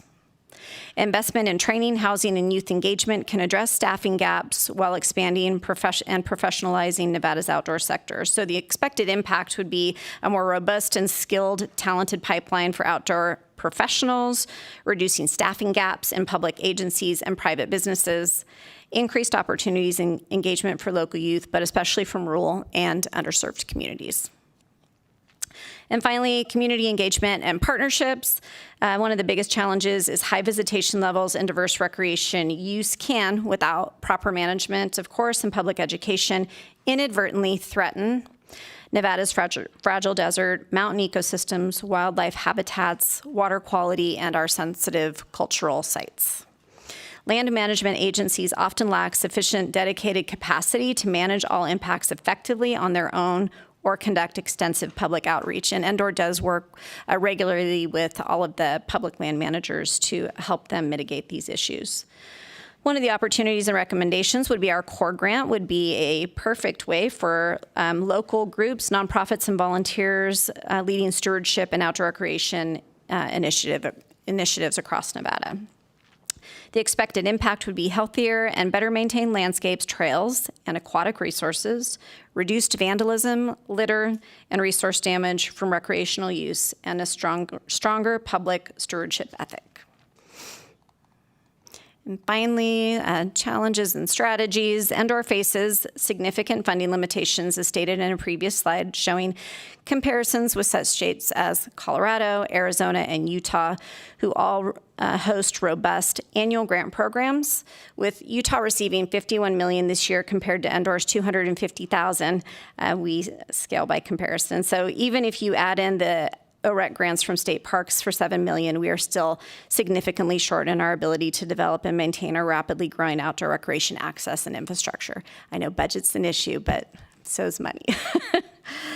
We also lack a dedicated trail crew like Utah and Arkansas, and I commend Arkansas.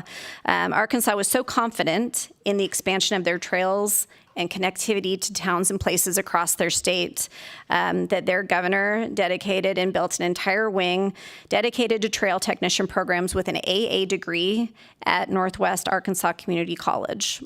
Nevada doesn't have anything even close to this. In partnership with Nevada Division of Outdoor Recreation and through the Nevada Shared Stewardship Program, however, UNR has recently launched 2 programs. We're really proud of this partnership: a specialization in sustainable outdoor recreation management through the Environmental Science Department, and a minor in outdoor adventure and leadership, also known as ODAL.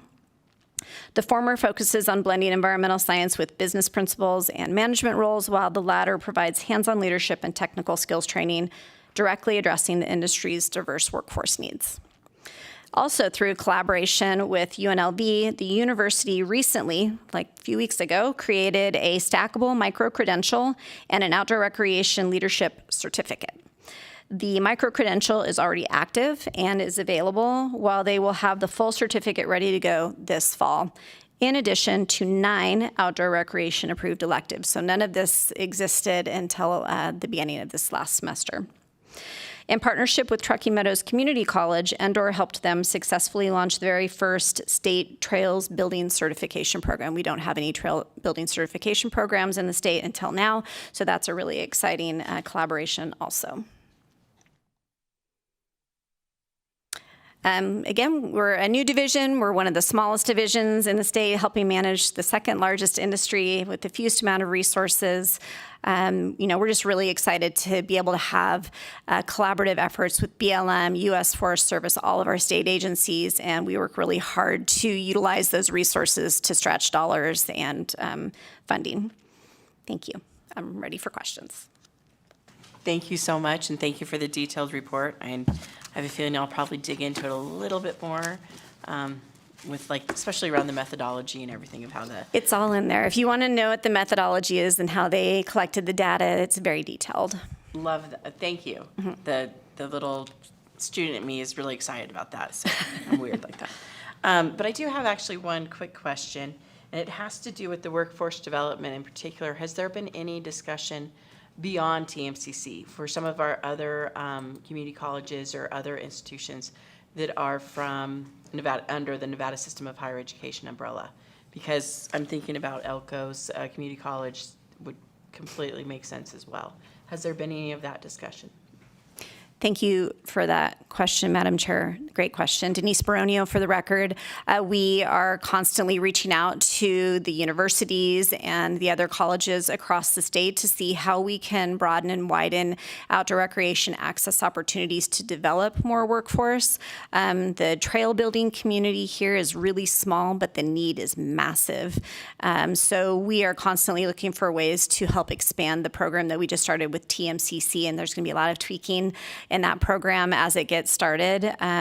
We would love to be able to have something like Arkansas. I know that Governor Huckabee Sanders dedicated $10 million this year just to trails in Arkansas.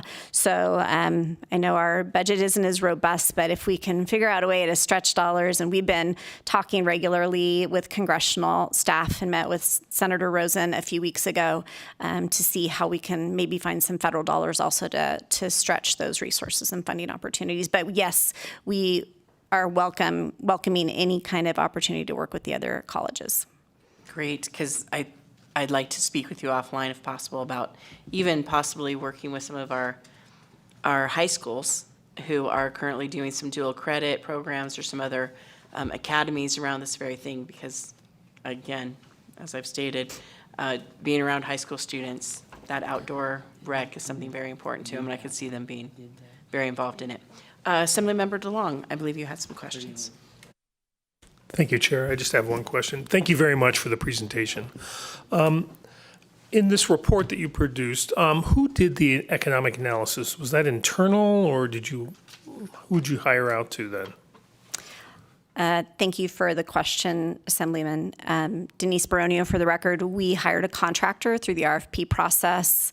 That funding originally came from EDA funds, a combination of that, and we were able to get funding from TRPA to help address the entire Tahoe Basin as we wanted to in the report, but that we did hire a contractor. Their name is Radbridge, and if you had any specific questions regarding how data was collected or summarized, they're happy to answer those questions.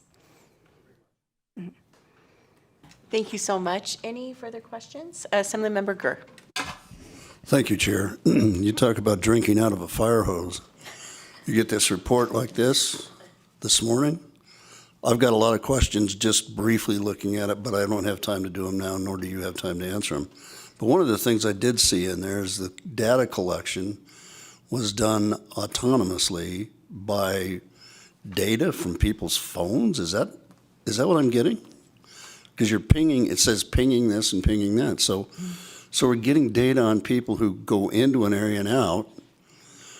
Where, and this is just bubbling in my mind. You talked about fishing, you talked about hunting and things in there, and you're combining recreational activities into one general part. So I know hunting does one thing and fishing does another, and they're all fighting for those pieces of the pie on their own.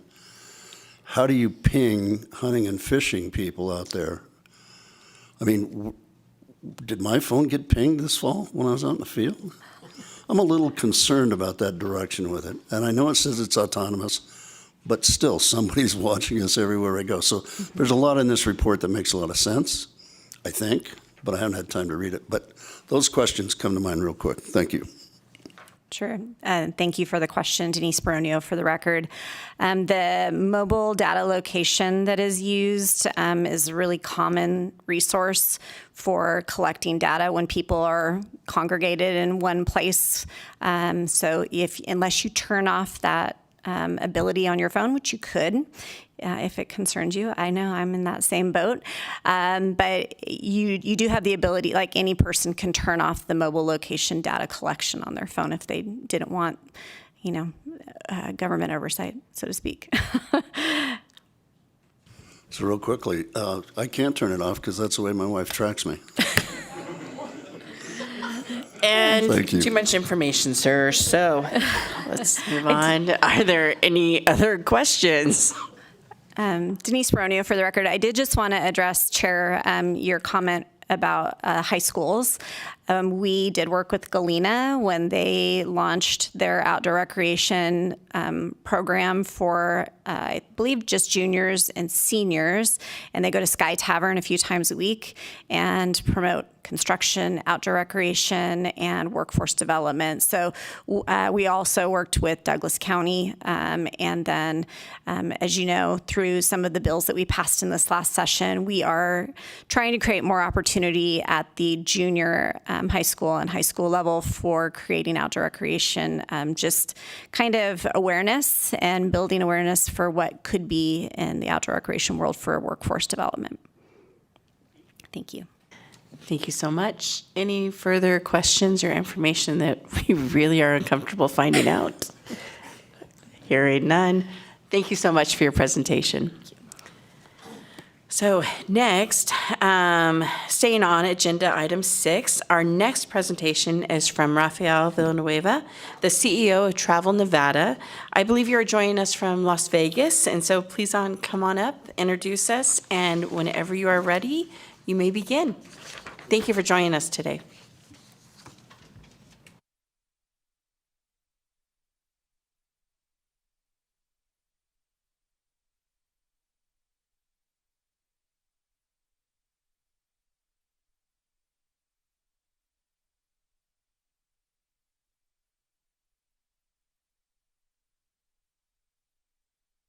All right. Good morning, committee members, Madam Chair.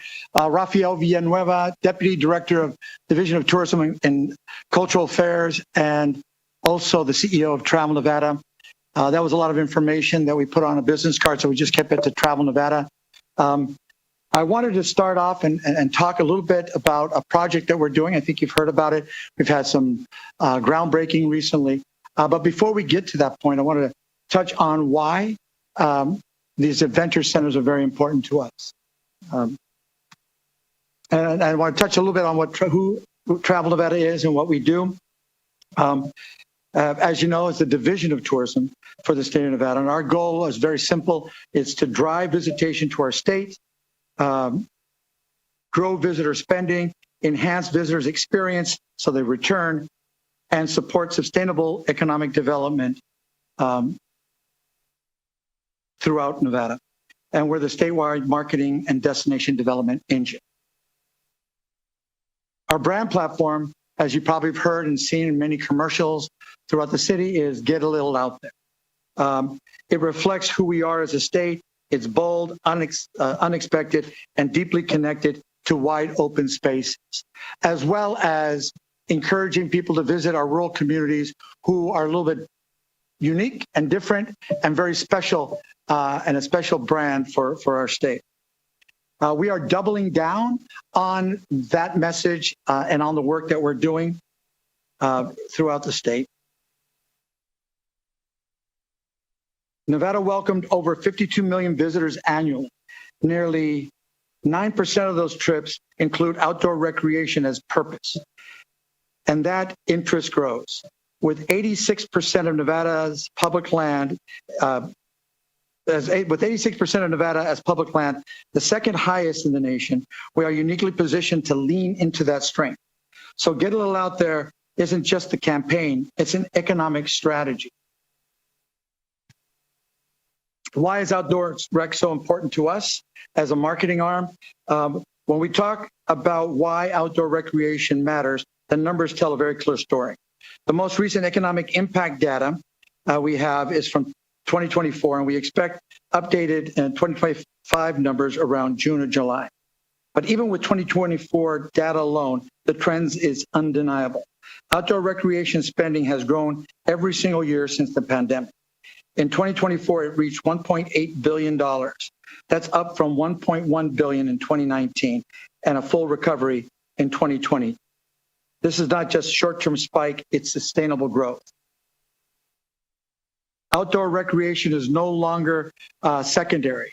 It's a core pillar for Nevada's tourism economy and is growing. This information has come from a recent resident sentiment study we did along with UNR that gave us additional insight, not only in the outdoor rec, but a lot of other information throughout the state. I'm more than happy to share that resident sentiment study with everyone.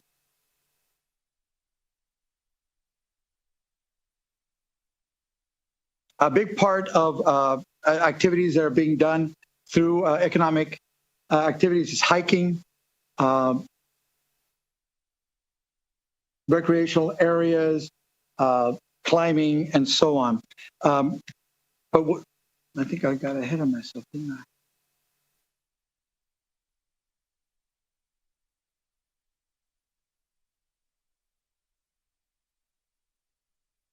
Please forgive me, I'm just trying to get these numbers correct.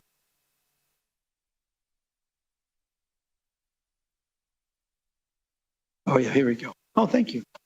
See this here. One other important thing that we've noticed is interest digitally. Nearly 19% of visitors from Travel Nevada on travelnevada.com are engaged with outdoor recreation content. And visitation numbers support that demand. Great Basin National Park just recorded one of the highest years on record. The Lake Mead National Recreation continues to show strong growth.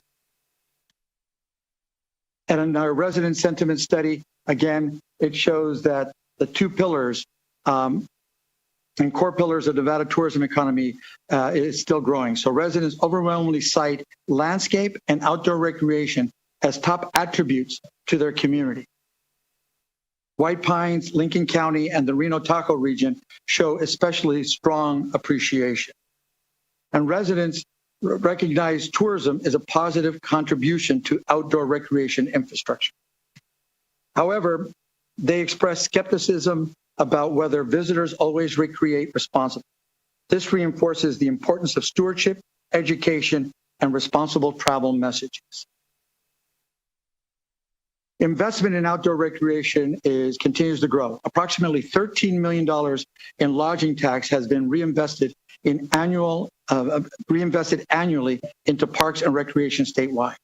Communities are funding youth sports, equestrian facilities, community centers, pickleball courts, pools, and historic preservation projects,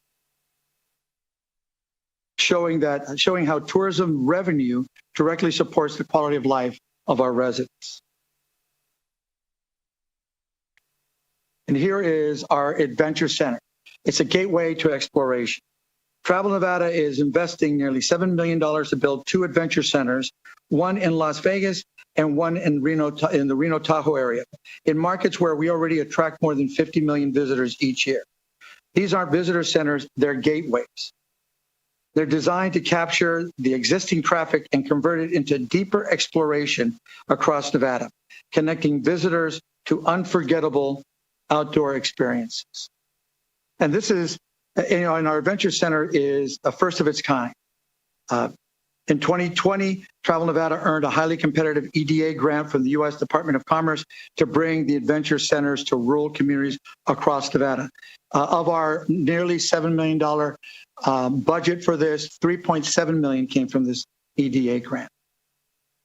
We believe each center will inspire people to get outside, educate them on safe and responsible recreation, and equip them to confidently explore our state. This is about turning interest into action. It makes Nevada the adventure state.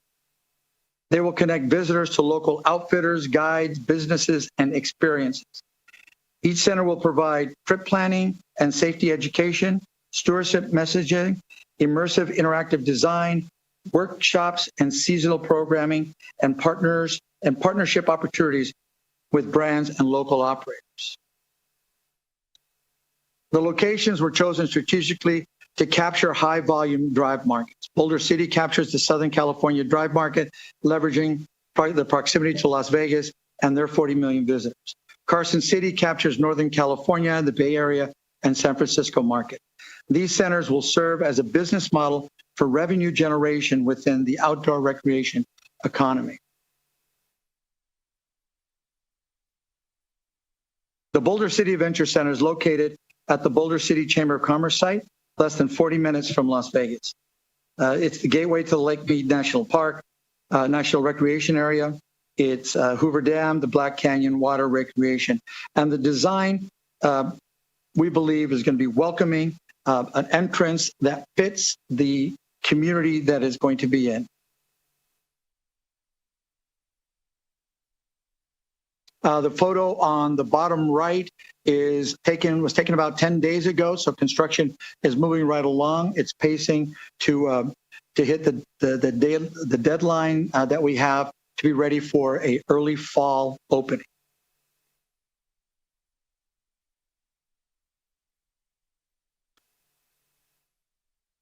The Carson City location is located in the Nevada State Railroad Museum campus. It serves the region that attracts 3.8 million outdoor enthusiasts annually. It will be the base camp for Lake Tahoe, river corridors, and trail networks, climbing, skiing, mountain biking, and golf. The interior design emphasizes the immersive educational experience and trip planning support. As you can see, it fits more with the campus that it's on and ties really well with the Nevada State Railroad Museum. We're excited about this program. We believe it'll be ready. It will house tour companies, which we're right now developing leases and subleases and recruiting the right products to be sold and promoted from these adventure centers, so they do not compete, but they complement each other to be successful. What else are we doing that's very important? Well, our destination development design. This is a grant program that started with EDA funds several years ago and is now a big part of the funds that we have from lodging taxes.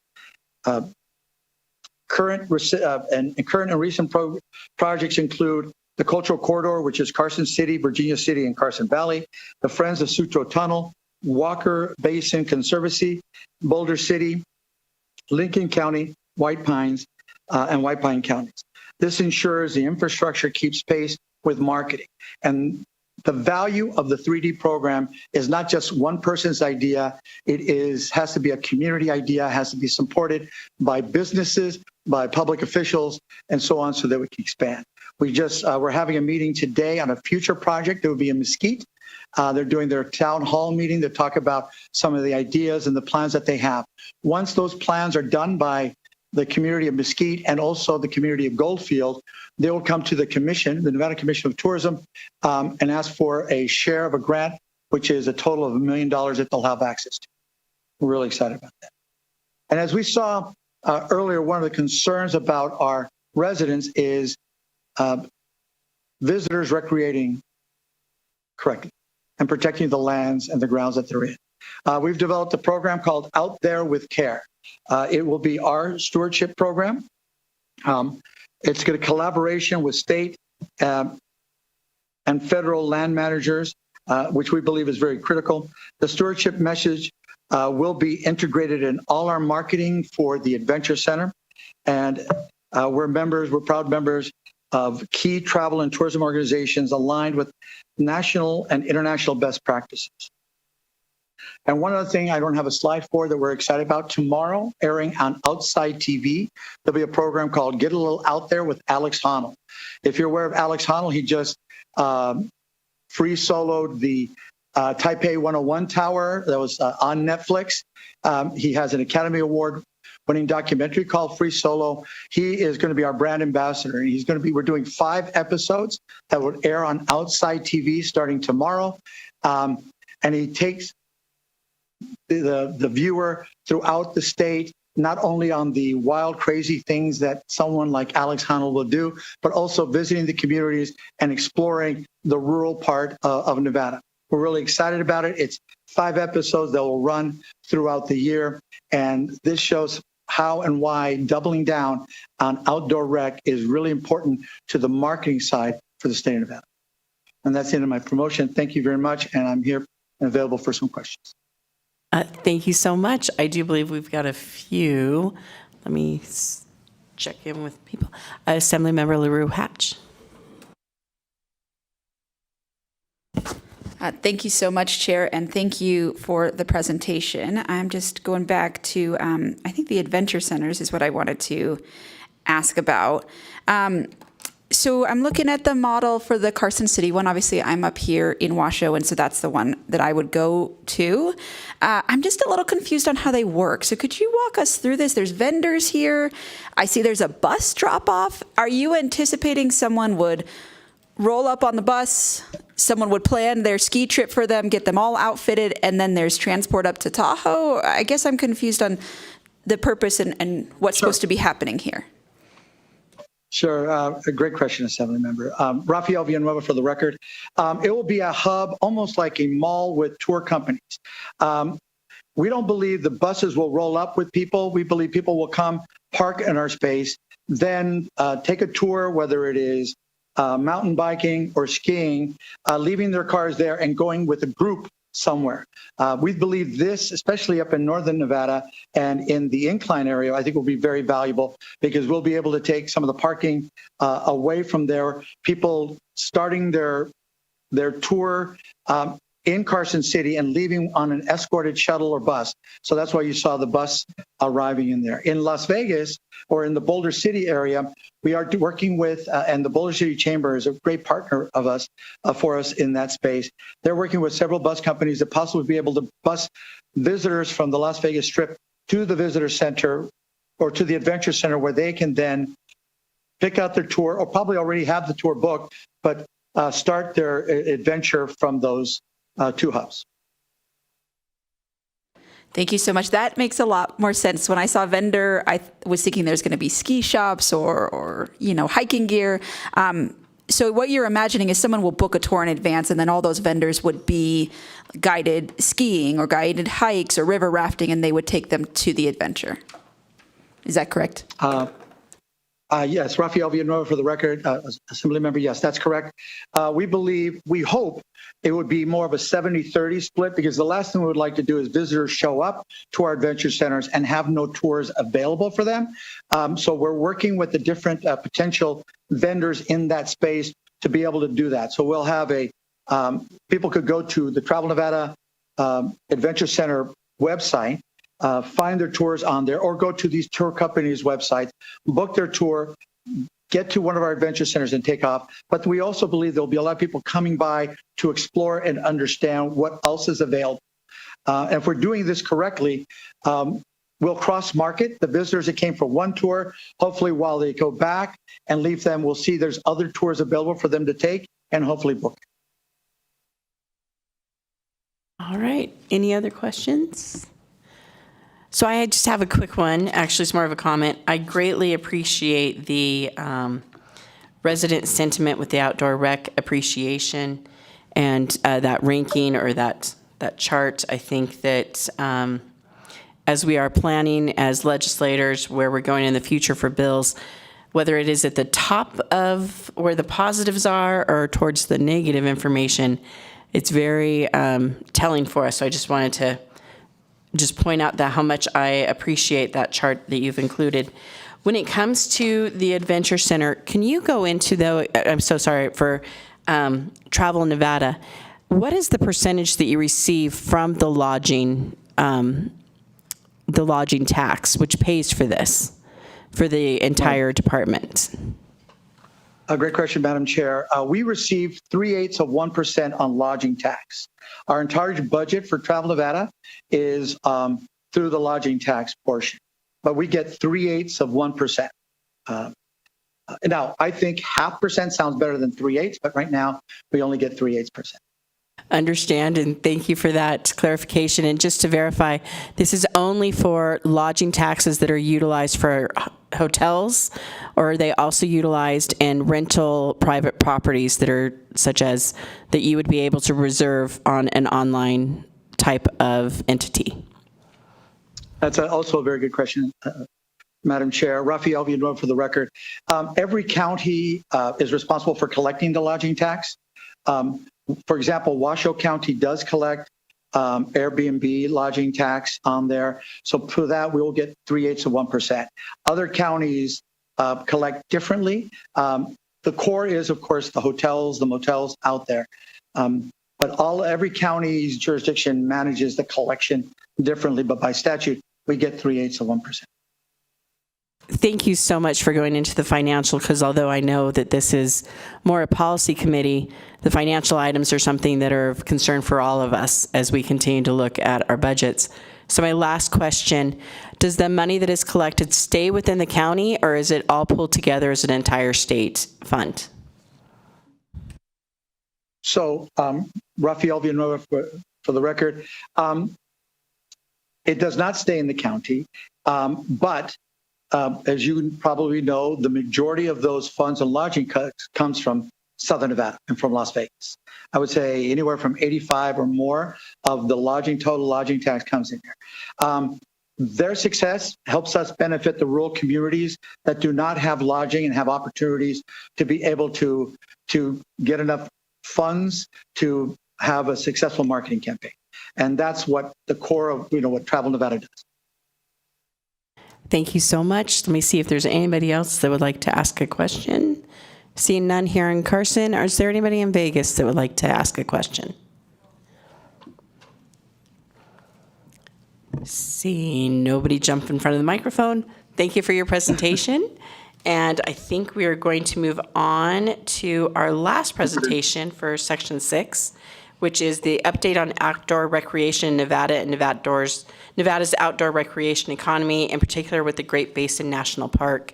We have a representative from the Great Basin National Park Foundation, and they'll be discussing trends and challenges as the Great Basin National Park, as well as the foundation's work. I know that we had tried to have you guys come and present to us during the session, and so I'm sorry it did not work out, but happy that you are here today. I believe Ms. O'Neill and Ms. Cutler from the foundation will be joining us on Zoom. AVH, are we ready to go? Yes, Chair, you may proceed. You may begin whenever you are ready. Okay, well, thank you so much for the invitation and for this opportunity.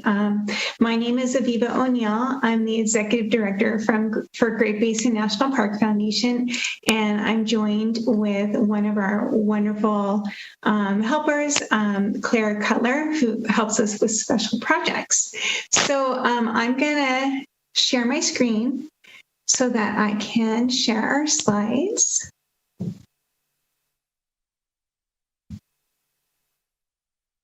And I also wanted to say thank you. Before I start, I want to say thank you to everyone on this committee for the great work you do.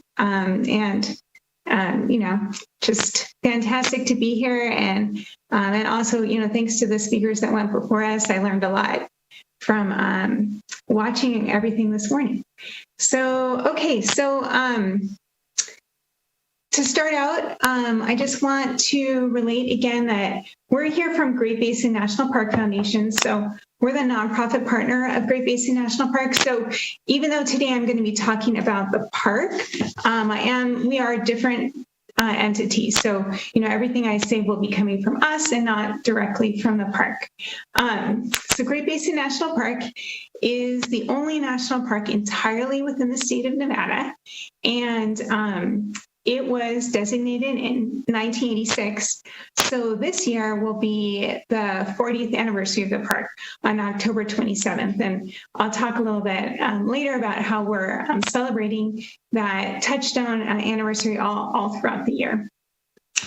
Before it was a national park, a smaller segment was Lehman Caves National Monument, which was designated all the way back in 1922. So my plan for my presentation today is to give you an update on what's going on at the park, really start by looking at the economic impact that the park brings to the area, then looking at some important infrastructure projects, which Claire is going to be sharing for us. And then coming back to our work as a nonprofit partner, what our concerns are, and that's it. So let's get started. So we at Great Basin National Park, it is very rural and remote. So we do take some effort to get to, but we are the primary economic driver for tourism in White Pine County and rural Nevada. Last year, even though there was a lot of stuff in the news about what was going on in national parks and people were fairly concerned about what they might find when they came to national parks, we still had over 160,000 visitors come to the park. And, so we've been hitting over 150,000 visitors every year. So it was actually the second busiest year on record last year. And July was the busiest month. So the economic benefits to the area, first of all, starting with, what do people do when they are coming out to the park? About of those 160,000 visitors, about 25% of them are going on a Lehman Caves tour. And about 10,000 of them are attending an astronomy program at the park. So there's some really cool things to do once you come out here. We also have great camping, and about 30,000 visitors are camping each year at the park. So all of this creates a lot of economic impact for the White Pine County area and the larger area. So these data points come from a National Park Service report that was completed on all national parks back in 2023. So it's outdated and the numbers would be greater than this now, but this is the most comprehensive data that we have. So this is what I like to pull from. And it shows you, kind of the visitor spending, the job creation, which is local jobs outside of what the park is hiring. Park has a much smaller staff. One of the main things that we like to highlight is that it's about 11-fold return on investment from the congressionally allocated budget of only about $2 million, bringing in more like about $22 million to this area. And White Pine County has done a tremendous job of utilizing this tendency of more people wanting to come to the area and wanting to come visit the park, and marketing to them, what other things there are to do in the area. So people are coming to the park, but then they're visiting other places nearby. And also the Great Basin Heritage Area Partnership does a tremendous job of that as well.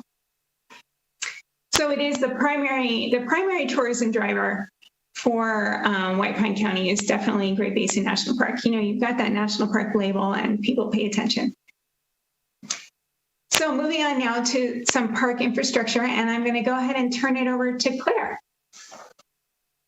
Aviva, and like Aviva said, thank you all so much for the opportunity to speak today. I'm going to pivot into a pretty important factor in Great Basin National Park's vitality, which is the Southern Nevada Public Lands Management Act, SNPLMA. I'm sure you're all pretty familiar with the policy, so I won't dive too deep into it specifically, but instead I'll focus on the impacts it has on Great Basin National Park.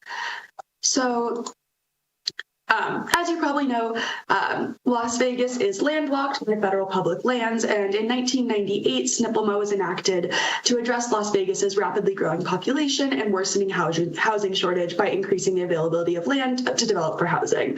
SNPLMA allows the Bureau of Land Management to sell land within a boundary around Las Vegas, primarily through public auctions, and then direct that revenue into 3 streams, which is where it really comes towards Great Basin National Park. So those 3 streams focus primarily on education and environmental projects, and notably, about 85% of that revenue is put into a special account managed by the Secretary of the Interior for conservation, recreation, wildfire mitigation, restoration, and other environmental projects, and that's the fund that's of particular interest to us and relevance to Great Basin National Park. So since its inception, SNPLMA has generated about $4.5 billion in revenue, and 85% of that has gone into those projects. In Great Basin National Park, SNPLMA has funded an enormous range and number of projects, including renovation of every single campground in the park, improvements to visitor centers, interpretive displays, replacement of lighting systems, educational programs, fishing access improvements, and so much more. And SNPLMA is really an enormous part of the reason that Great Basin National Park is, we like to say, kind of able to punch above its weight. It just has pretty disproportionately impressive and up-to-date infrastructure and opportunities for a park so small and so remote. So I'm just going to dive a little bit into some of the current and recent SNPLMA projects in the park, which I think really highlight the importance of SNPLMA to the park and the range of what it does. So recently, in December of 2025, Great Basin National Park utilized SNPLMA funds to renovate the Lower Lehman Creek campground So they expanded the campground from 11 to 20 sites and from 1 to 3 ADA accessible sites. This also included adding more sites that can accommodate trailers and RVs. So like Aviva mentioned, about 30,000 visitors to the park each year are camping. And so these improvements really help increase both the number of visitors that the park is able to serve, but also the type and range of visitors that the park can serve, whether that be visitors who may need an ADA accessible site or visitors in a trailer or an RV. Another recent project that Great Basin National Park completed was a vegetation map that they developed in partnership with the Nature Conservancy. And this new high-resolution map will be used to guide habitat restoration projects and develop a landscape-level management plan for the park, which is really important for the park's mission. Resource management, in addition to interpretation in general, is key to fulfilling the mission of preserving and protecting this segment of Great Basin National Park as representative of the Great Basin region as a whole. Another really big project that is currently underway in the park is replacement of the Lehman Caves electrical and lighting system. So like Aviva mentioned, Lehman Caves are a huge draw to the park, with a huge percentage of park visitors each year touring the caves. And the lighting previously in Lehman Caves had been in place for over 50 years, with very few replacements or upgrades. And this was having impacts both on the functionality of the lighting and also on the cave ecosystem. That lighting can really throw off the delicate balance of the cave. So the project that's currently underway is a critical infrastructure project to replace this lighting. This project has seen multiple delays over the past year due to stalls at the federal level in particular. And this has been out of the park's control, but thankfully in the fall, the project was able to begin, and demolition of the old system was completed in mid-December, and installation of the new system has begun. We have learned from the park that around Memorial Day, they're hoping to start Gothic Palace, which is one type of cave tour, using lanterns. So still able to serve visitors while this project continues. And then by July and August, they're hoping to reopen other tours. And the full project should be completed by fall of 2026.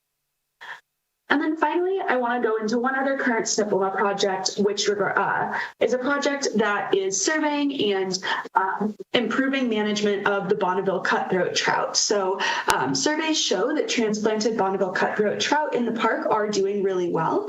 And this is really a success story through which multiple agencies and also partners and tribal partners worked together to keep this species from being listed as threatened. And so this project will fund renovation of a large brooding pond, establishment of 4 new fishing access sites, and restoration of 5 miles of stream habitat. So Aviva will talk a little bit more about kind of delays with SNPLMA, things like that. But I think these projects really emphasize and demonstrate both the depth of SNPLMA projects and how niche of infrastructure or management projects it can fund, but also the breadth of projects and just the wide range of ways that SNPLMA funds impact Great Basin National Park. I'll pass it over to Aviva. Yeah, thank you. Thank you so much, Clara. And by the way, I did notice that I made a mistake on one of those slides on the Lower Lehman campground. Yes, that was, I think I said on the slide completed in December 2026, but that was December 2025. So just want to note that. Well, we wanted to kind of now go into from our perspective as a park partner, as a nonprofit partner, what are we seeing that's occurring in the park? What are we mostly concerned about? So the main thing we're really highly concerned about is the staffing levels at the national parks in general, and primarily, our focus is on Great Basin National Park. So there is still a hiring freeze in place on permanent employees. And meanwhile, a lot of employees have left due to retirement or early buyouts. Some people left because, they were really quite concerned that they were going to not be able to keep their jobs. So they looked for another job. And a lot of these roles, these permanent roles with these expertise, are the ones that help the park fulfill its mission. So you have a mission which is not only about serving visitors, but it's also about making sure that you are protecting and preserving the ecosystem and all the land that's within the park's boundary. So that's having an impact. And then, of course, you have fewer people and they're still trying to do everything they can. So that has an impact on morale. And unfortunately, some of the employees that have been lost have been at they left with a lot of institutional knowledge, people that have been at the park for 20 years. So it was a big loss. It's been a big loss. So digging into these numbers just a little bit, the park right now has a 30% reduced permanent staff. And on the parks management team, we're actually at 50% vacancy. We're very lucky to have our superintendent through the National Park Service in general. There is, I think it's about 20 to 30% of the superintendent's positions are vacant, which is really hard on a parks leadership. But we're lucky to have Ashley Adams as our superintendent. We don't have a chief of resource management. We don't have a chief of law enforcement. We don't have a chief of maintenance. We only have a chief of interpretation, and we have our superintendent. So a lot of vacancies. Resource management staff, people were pretty concerned that those jobs might not last. So there has been more people leaving that area of the park than other divisions. So really quite a small skeletal staff. But all the people that have left, they have left on their own accord. I'm happy to say, and we'll talk about, the probationary employees here that were fired in a minute. Our park is able to hire seasonals. They are hiring a normal amount of seasonals. So visitor services should be pretty good. We expect it to be just fine this coming summer. It's really just a strain, like if you can hire seasonals, but you don't have the same level of staff to manage and train them, it puts a lot of strain on the staff that is there. But they are doing their darndest to do as great of a job as they possibly can and make sure that the park visitors have a great park visitor experience. So moving into who we are as the park's nonprofit partner, We were established just 12 years after the park was founded by Bonnie Bryan, who was the wife of Senator Richard Bryan. And Bonnie served on our board for many years. And then after she passed away, Senator Richard Bryan was on our board for many years, and he's still with us on the advisory board. And what do we do? So we basically are here to support the park through hardship, and also when times are good, to basically extend what the park is able to do.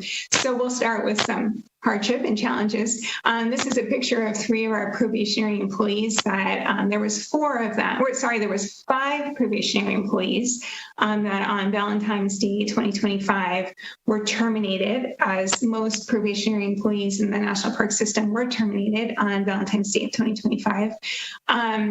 So all those 5 employees, the staff at Great Basin National Park at the time had 26 people.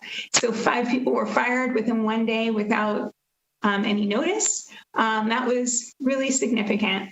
One thing we were really proud of as the foundation is that we, within a week, and I should just let you know that our staff is very small. We only have 2 permanent individuals ourselves.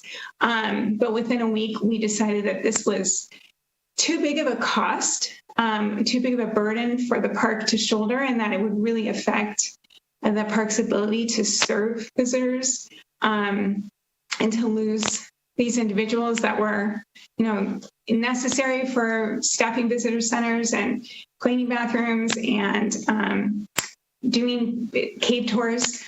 So it would affect the economy of White Pine County as well.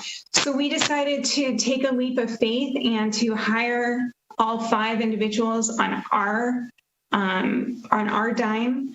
And we knew we could only do that for a limited period of time. So we kind of thought to ourselves, okay, we think we can maybe make this work for about 2 months. And we were hoping in that time that maybe it would just keep them in the area, because there's no other jobs in Baker. So if they had just, not had any income, they would have left and they would have found other jobs. So we hired them. They could still work for the park. They couldn't wear their uniform, but they were able to fulfill their duties. And the plan was to just see, well, what's going to happen, and hope that if nothing else, maybe they would take a seasonal job and we could just keep them in the area. But luckily, they were offered their jobs back as permanent employees because that action was overturned. So 4 of our 5 are still present in the park. So a really important success story that we're quite proud of as far as how we can impact the park and the surrounding community as far as that economic stability of tourism in the area. A lot of what we invest in is improving the park visitor experience. We bought the park all of their telescopes they use in their astronomy programs. We've replaced about, I guess it's 10 wayside exhibits, all of the ones in the Bristlecone Pine Loop area, several others. Many years ago when the Great Basin Visitor Center was created, we funded all the exhibits in there.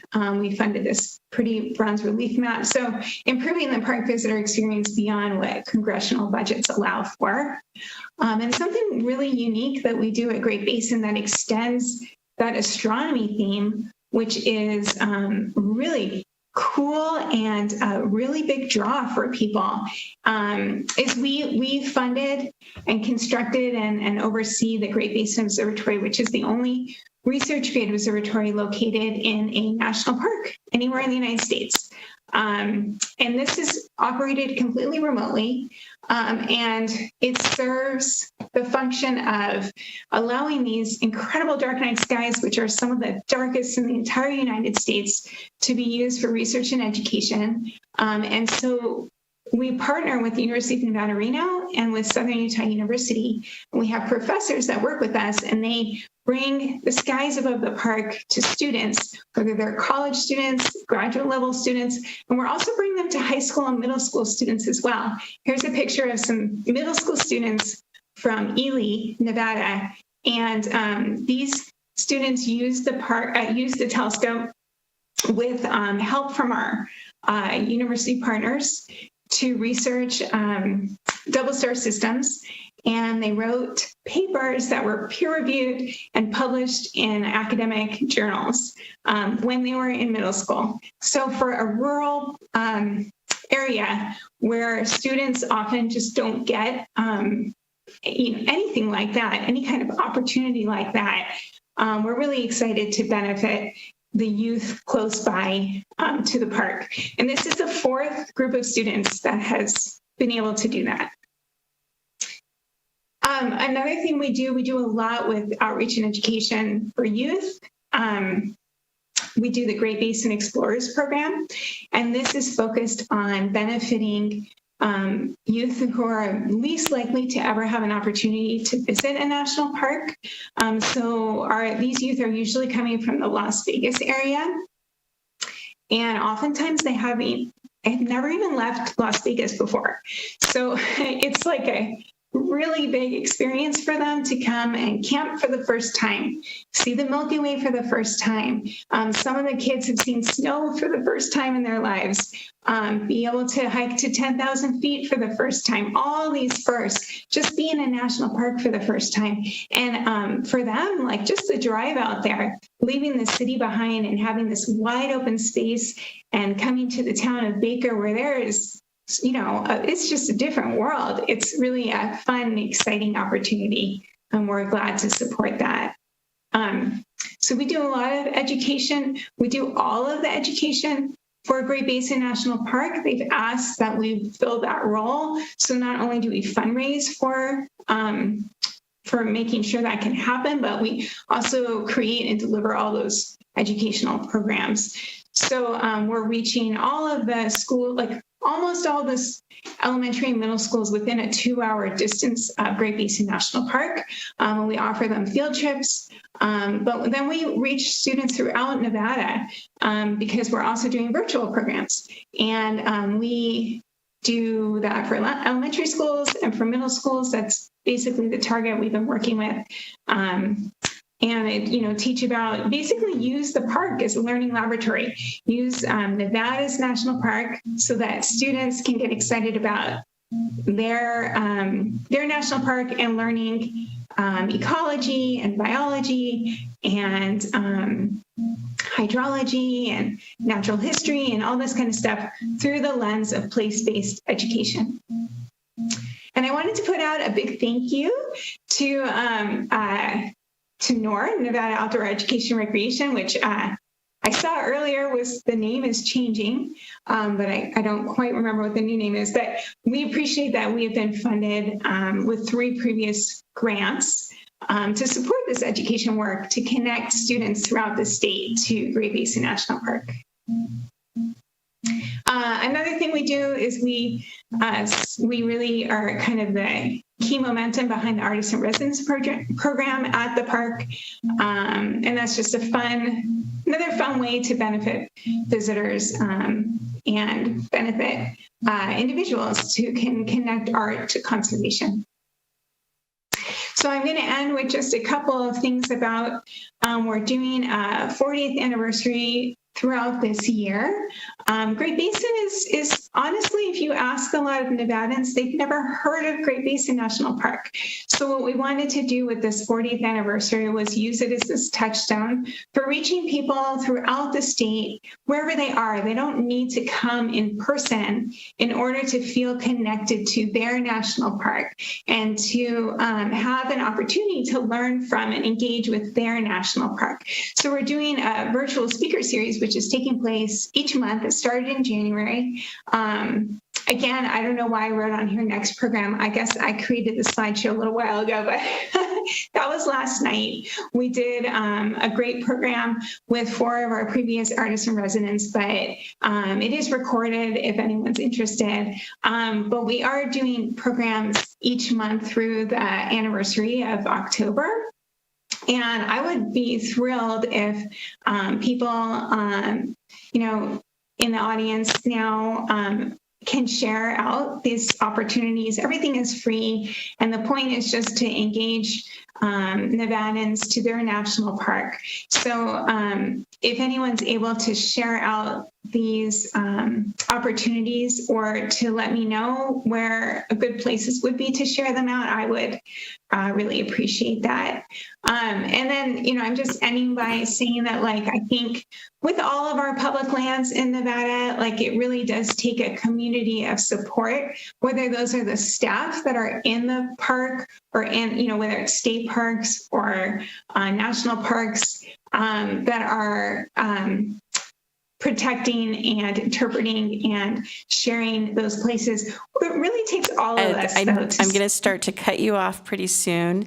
Ms. O'Neill, it's been a wonderful presentation, but we want to make sure also that if there's any questions, and then we do have another presentation after yours.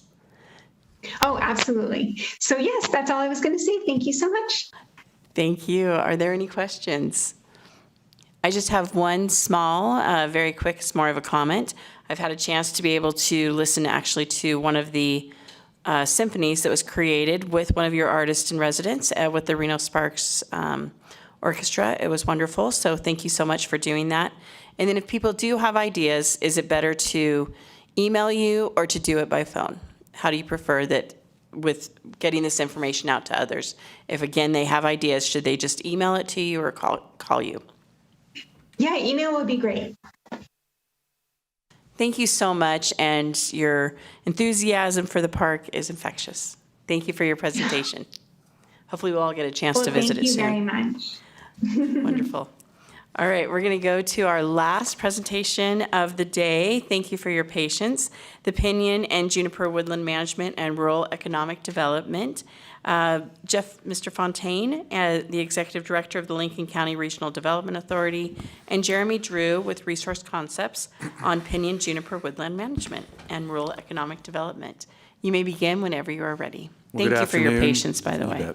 Good afternoon, Chair Anderson and members of the committee. For the record, I'm Jeff Fontaine, and I serve as the Executive Director of the Lincoln County Regional Development Authority, LCRDA. And with me today is Jeremy Drew. He is a Principal Resource Specialist with Resource Concepts, Inc. They are a consulting firm here in Carson City that provides natural resource and environmental consulting services to both public and private clients in Nevada. And we certainly appreciate the opportunity to present on Pinyon Juniper Woodlands Management and Rural Economic Development today. And I'm going to turn it over to Mr. Drew, who will lead off the presentation. Right, for your record, Jeremy Drew, D-R-E-W, common spelling, unlike my friend from the Department of Ag who presented earlier. Just adding some levity late in the day. Again, Principal Resource Specialist with Resource Concepts, Inc. Chairman, thank you for your time today and the committee's time for having us. I previously presented to this committee and the legislature under the banner of the Nevada Pinyon Juniper Partnership about 10 years ago.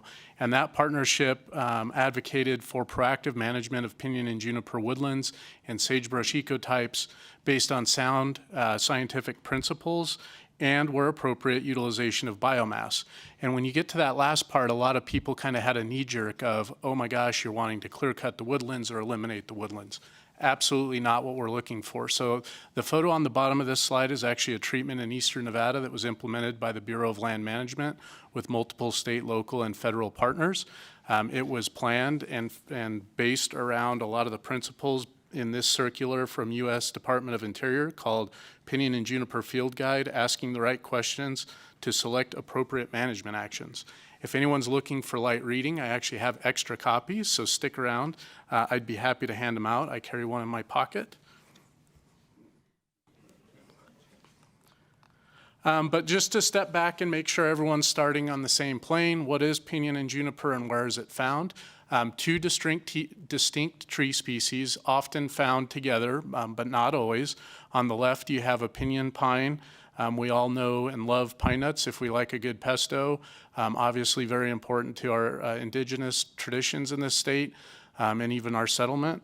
On the right is a juniper, a little bit slighter green, and anyone who enjoys gin from time to time will appreciate the juniper berry that it produces. On the map in the center, you can see the red areas are those areas where pinyon and juniper is found.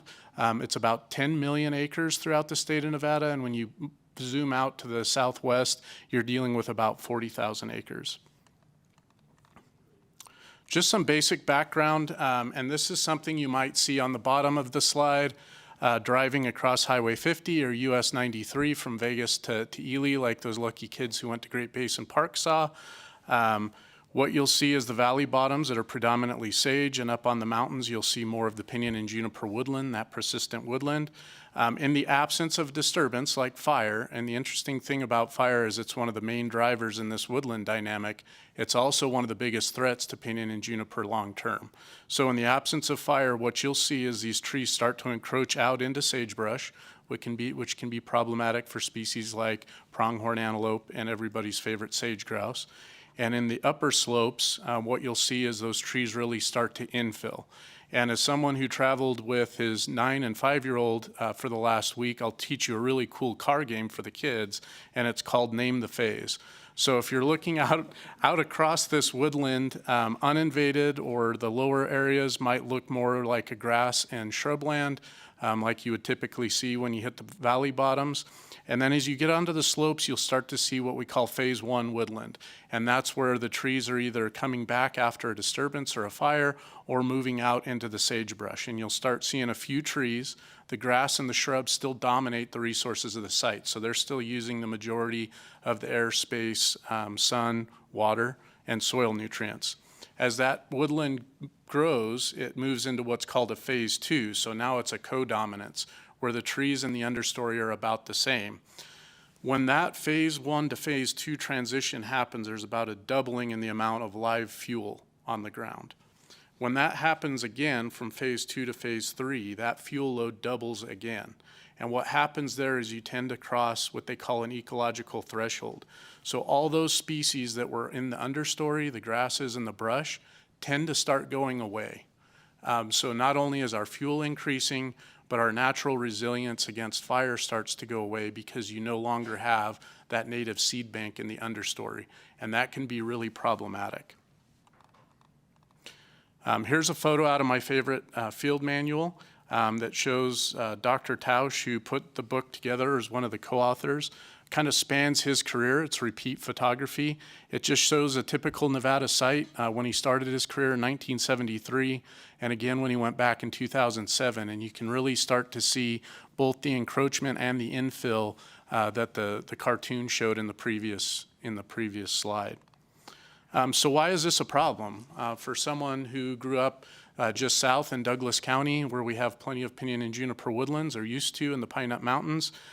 Biggest fire in the county's history in 2013, largely driven by wind and overpopulated woodlands, followed by some pretty significant ash and mudslides. So you can kind of see the video clips there. Southern Nevada is not immune to this. If you remember the Carpenter fire that was in the Spring Mountains a handful of years ago, they had some very similar issues, not only with issues with private property, but then the subsequent ash flows that came all the way through the Las Vegas Valley. On the lower left, that map actually is USDA, I believe it's 2014 wildfire hazard potential map. And what you'll see on this map is a lot of the yellow and red in Nevada, and especially around Lincoln County, correlates really well with that map I showed you earlier with where those woodlands are. And in a year like this where you have drought, woodlands are really susceptible to those big catastrophic fires. What's the context of our challenge? So this is a slide from the Ely District BLM's Resource Management Plan, which is supposed to guide their management for a 20-year period. It was written in 2008. And what I'll point you to is the bar graph that says, in red here to the right, that says 2.91. That's million acres of woodland that they classify as overmature. That's their current scenario as of 2008. What they wanted to do in the 20-year time frame of that RMP was move a lot of that 2.91 over into this 2.3 desired condition, which is the bar chart just to the right, for mature woodland. So this would be taking it from like that phase 2 to 3 cusp and moving it more squarely into the phase 2 cusp, so you have a better mix of trees and understory. How do they do that? The Ely BLM has a really novel approach that we advocate a lot, and what they do is they NEPA plan at a watershed scale. So they'll take a 100,000 acre landscape and identify what are the current conditions, how do we want this to look as we move forward, and they'll identify treatment areas. They'll also identify areas to avoid, whether that's cultural resource sites that they want to avoid or critical biological resources. They'll identify these treatment polygons, and then they'll identify the appropriate treatments. So what you might see is over a 10-year period after the NEPA is cleared and the funding is secured, you might see a woodland go from something like this, closed canopy phase 2, moving into phase 3 with some selective treatments. The treatment shown here is a mastication, a selective removal of trees, to something like we see on the bottom, which is more of a mosaic. And you can see how the fuels are broken up. You can see how the ecosystem looks much different. There's not just a continuous fuel load heading out through the landscape. Just to summarize, over the last centuries, PJs have both expanded and moved towards phase 3 in the Great Basin, accompanied by a very large increase in fuel loading. Fire and Pinyon juniper woodland is a matter of when, not if, and it can be good or bad, as we talked about earlier. Active management, in our opinion, can serve as a fire surrogate. It's more controlled and build that ecosystem resilience for when the fire does come. But that large-scale management comes at a cost, and that's where we feel that private industry may be able to help. The reason you see some of those big treatments in eastern Nevada right now is because they have access to SNPLMA through the Eastern Nevada Restoration Project. And so there's actually dedicated funding once they have the NEPA cleared, like I showed on the previous slide, to go out and actually implement these projects. Not all the districts in the state have that same advantage. Obviously, Nevada and its citizens have a vested interest in both the active management and the possible utilization. In summary, by photo, what we don't want to see: large catastrophic fires where we completely alter the woodland type, come back with sterile soils or even invasive species. In summary, what we do want to see, again, those mosaics. We're not advocating for eliminating the woodlands. We're not advocating to go all to sagebrush, but you can see here's a photo of a fire in Utah. Fire burned off the slope into a PJ treatment. Fire crews had already put down a slurry line along a road, and the fire didn't even make it to the slurry line because it hit that treatment and laid down when it burned out of alignment. Those are the sorts of things that we're advocating for. With that, I'll turn it over to Mr. Fontaine. Thank you. Thank you, Jeremy. So, Lincoln County is a frontier county, and that's due to its rural nature and sparse population, and really that includes lack of infrastructure as well. So 98% of the land is federally managed land, and that's mostly BLM land. About 85% of all public land in Lincoln County is BLM land. It's about 6.7 million acres. And so that lack of available private land means there are fewer opportunities for economic development and certainly a limited tax base. Lincoln County does have an abundance of natural resources, so that's a good thing, and that includes five state parks. And all of that provides really a wide range of outdoor recreational opportunities. And Lincoln County is also home to numerous cultural and heritage sites, including Area 51. But following up on the presentations earlier about outdoor recreation, I would like to really acknowledge and give a shout out to the Lincoln County Authority of Tourism for their exceptional efforts. And this is a mostly volunteer nonprofit organization that has successfully increased visitor numbers and really has contributed to the economic growth of the county. Next slide, please. So these are some of the key trends and business indicators, and this is from the U.S. Census Bureau's American Community Survey for the most recent 5-year period, 2018 to 2023. Lincoln County has one of the fastest aging populations of any county in Nevada, and has also experienced a 14% decline in population. And while there, fortunately, was a significant decline in unemployment, the actual workforce actually declined, and that's likely due to the aging population and also workers that have probably stopped looking for jobs as well. The top employment sectors in Lincoln County are education services, public administration, so that's federal, state, local governments, retail trade, and then there is a substantial leakage in both retail and service markets in Lincoln County, and that was, I guess, not unusual, or is not unusual for many of our rural counties. So aside from a few firewood businesses locally, there really hasn't been any significant commercial uses of pinyon juniper in Lincoln County, and that's due primarily to the high cost of treatment and transportation, as well as lack of market. But over the last 20 years or so, the interest in utilization of PJ biomass has really grown, especially in Lincoln County, who has initiated efforts to evaluate and implement new uses for pinyon juniper. A 2005 study looked at utilizing PJ biomass for electric generation, heating, and fuel production. In 2010, Lincoln County updated its public lands policy to pursue a biomass production center in Lincoln County. And in 2005, biomass to biofuel production, waste to energy, and renewable energy became the number one goal in Lincoln County's 5-year comprehensive economic development strategy. And that was really based on accelerating worldwide interest at the time in sustainable fuels, our collaboration with partners, and lots of work and studies that were done in the previous years. And sustainable fuels are often referred to as drop-in fuels. And sustainable fuels are renewable. They're low carbon or net zero synthetic alternatives to conventional petroleum fuels such as gasoline, diesel, and jet fuel. And they're chemically indistinguishable from their counterparts, and so they're designed to be used directly in existing unmodified engines, tanks, and pipelines. And so they are renewables, but they're in a different class of renewables. Next slide, please. So to achieve this goal of this goal of sustainable fuels, public-private partnership was established, and they are helping develop the Lincoln County Renewable Energy and Sustainability Complex, or LCRESI for short. This is modeled after Green Lab, and they are a green circular industrial park located in Denmark, and there'll be a little bit more about that in just a minute. Our private sector partner is Sixco, whose lineage goes back to the original 6 companies that is credited for building Hoover Dam and many other projects in the West. You can see the list of some of those partners. That's not a full list, but those are partners who have been working with us for the last several years. In addition, we have support from other local governments, from state agencies, including the Division of Forestry and Department of Ag. And so we've really done a lot of collaboration with a lot of different entities to make this project happen.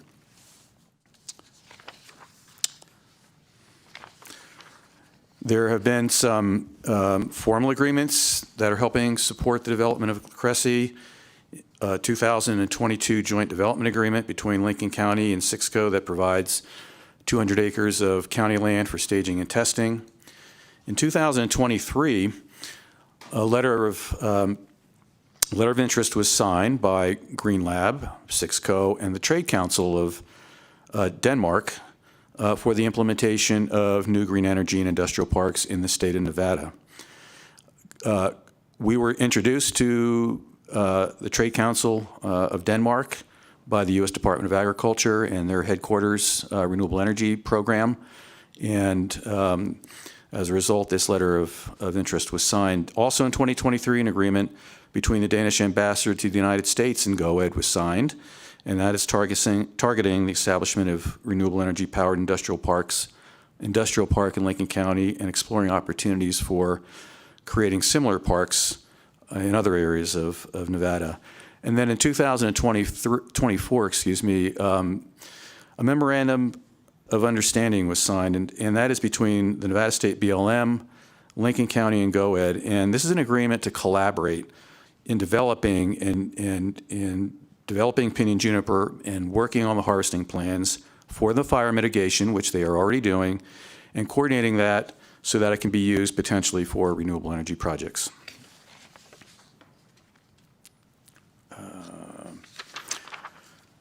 So this is Green Lab, and what is Green Lab? Well, Green Lab is a pioneering circular industrial park and technological catalyst that really connects businesses directly to renewable energy sources. The core concept is really centered around symbiosis, and that is utilizing a shared infrastructure to allow companies to exchange excess energy resources and waste And this really transforms industrial waste into valuable inputs, creating zero waste and a sustainable industrial ecosystem. Green Lab is currently occupies about 60 acres in Skive, a small town in northwest Denmark, and the energy is generated by 13 wind turbines and solar. These are some of the Green Lab tenants, including Quantafuel, a Norwegian recycling company that converts plastic waste into low-carbon synthetic oil products. Unwasted, a British company that makes high-quality construction boards from upcycled cardboard and packaging. Steesdale Sky Clean, it is a plant that converts agricultural waste into carbon-negative fuel and biochar. And the Green Lab biogas plant, which converts manure from local dairies into biogas. And if you looked at this chart, I know you can't see it on the screen, but if you're wondering what the Andel starfish factory is, we all were when we visited. We wondered what that was about, and they have a problem with starfish invading the Lim Fjord ecosystem in the North Sea. They eat the blue mussels in that fjord ecosystem, which is a local export, and so the starfish are harvested. They're dehydrated using excess heat from other production processes, and then they're converted into marine-based protein supplement for organic animal feed. A couple of key aspects of the La Cressy site are its proximity to Utah and strategic location along the Union Pacific Railroad's southern main line between Salt Lake City and the Port of Long Beach. Next slide, please. And what we're really seeking here is a different option or a new option for PJ treatment. And the left column on this slide shows the current PJ treatment options. You have a lop and drop, which is basically you cut and leave the trees on the ground. You have mastication, which is currently being used. That just basically grinds the tree into small wood debris. That's also left on the ground. And then you have chaining. And the two pictures in the left column are pictures of chaining. And this is where two bulldozers basically drag a 20,000-pound anchor chain, and they drag it back and forth to uproot and flatten the trees. The center column, that contains the new proposed PJ treatment option, which would be managed by a nonprofit counterparty. And this would be for juniper biomass removal only. It would be, the biomass would be aggregated in staging locations, chipped and shipped to the La Cressy site. And the two pictures in the center are basically similar to the picture that Jeremy showed you in the opening slide, which is a mosaic of what a healthy PJ woodlands should look like. And then the right column shows the La Cressy biomass facility, which would purchase the feedstock with funds from the purchase going back to the nonprofit counterparty. And the lower right picture is the La Cressy site, which is about 26 miles southwest of the town of Panaca. Sixco owns both the 960 and 199 acre parcels. These are parcels that were previously owned by Recology Crestline for a proposed waste by rail project to transport municipal waste from California. Our current efforts at the site are focused on developing the infrastructure, including improving the access road and developing the energy system. And the region-specific nonprofit counterparty is really envisioned to be a joint venture comprised of nonprofit organizations who are focused on wildfire reduction, habitat and watershed restoration, and economic development activities in the pinyon juniper woodlands through biomass removal to biofuels conversion. And it's modeled after a concept really with the Middle Truckee River Watershed Forest Partnership, which uses collaboration and active response to do the same, which is protect and restore forest resiliency and water security. And the last slide, please. So this is really the challenge, is transforming pinyon juniper into an opportunity. We are now 4 years into this project. It's a long-term project, and this isn't something that you accomplish overnight, but we are making a lot of progress. We have a tremendous amount of support. I would also mention that one of the things that's really unique about this project is you have complementary types of products previously, if someone were to use pinyon juniper for, let's say, firewood or for heating pellets or for cogen even, or any other purpose, it's a single product. Here we have options for creating biochar, for biofuels, for power to X, actually creating electricity. And so there's a lot of work that still needs to be done, but again, we've got a committed partnership to make this happen. One other comment I would make, there is no burning, we're not combusting anything at the site. These are all processes that will convert biomass to biofuels, primarily pyrolysis, which is thermochemical decomposition, no burning, and we are really excited about the potential for this project. Thank you very much. Thank you so much. We can hear how passionate you are about this project. Thank you for both parts of the presentation. I just have a few questions. Senator Ellison.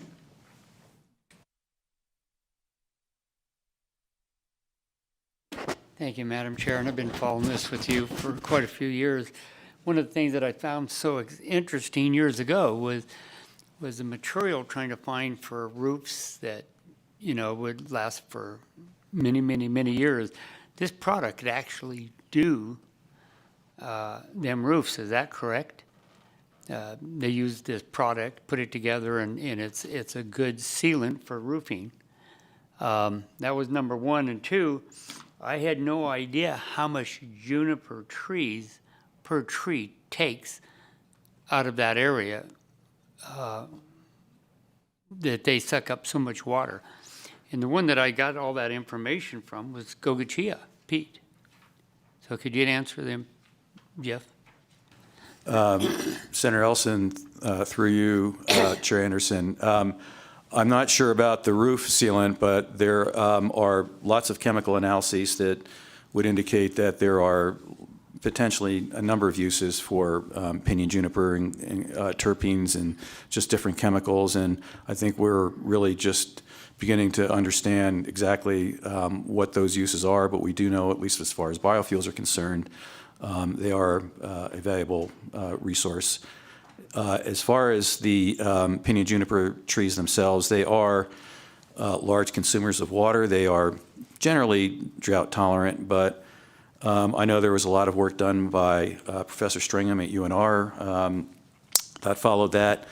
In addition to the actual uptake of probably somewhere between 12 and 23 gallons per day of water, when it rains in the tier 3 type pinyon juniper stands, the canopy prevents water from actually reaching the ground, which is another issue as well. So treatment of pinyon juniper will definitely improve not only the landscape and the landscape itself, but will also help improve the watershed as well. Follow up, ma'am. Quick, please. And there was quite a bit of information that come back on that a couple years ago, and that was, there was so many animals out there that couldn't get the water because the trees were sucking them all up, and all the areas, the ponds and stuff like this were totally dry, and they were dying. Is that correct? I'm not sure I can answer that one, and I don't know if Jeremy wants to take a try at it. Yeah, just quickly, maybe, Jeremy Drew, for your record. There was an experimental watershed in central Nevada, just south of Austin, called the Porter Canyon Experimental Watershed. Ag Research Service and UNR did a ton of studies, so they fully instrumented the watershed before any treatments, and then did treatments and saw how it responded. And there was a spring there that had been dry for several years that once the treatments were implemented came back. And what's happening is those trees are no longer there, so the available soil moisture peaks, and then as the grass and the shrubs grow back, that slowly goes back away to where it was as a phase 2 or a phase 3. So there's anecdotal studies, there's actually documented studies where around some of the spring sources, some of that water has come back, and it's all very site specific, but I can certainly get you that information from Porter Canyon if of interest. Thank you, and thank you if you could provide that to the entire committee. That'd be great. Thank you. And then I believe Assemblymember DeLong. Yes, thank you, Chair. Two very quick questions. Thank you very much for the presentation, very informative. First question has to do, since you aren't going to be burning any of the PJ at the plant, what's your fuel source to create the heat to do the processing? Through you, Chair Anderson, to Assemblymember DeLong. So there currently is no energy source at the site, but the site has solar resources, if you will, potential for wind, potential for geothermal, and so it will have to be developed at the site initially to develop that system, and it'll be scalable. And that's really the key here is to make this a sort of a self-sufficient location and industrial park. Okay. Thanks. Then my last question is, I realize to make this thing viable, you're really going to need a fuel source from the BLM lands and their permission to do all the treatments in a timely, effective manner. We can't really do much about that. But is there anything we as a committee or the legislature can do to assist this project? Again, through you, Chair Anderson, to Assemblymember DeLong. Thank you for that question. That BLM MOU that I mentioned is really significant.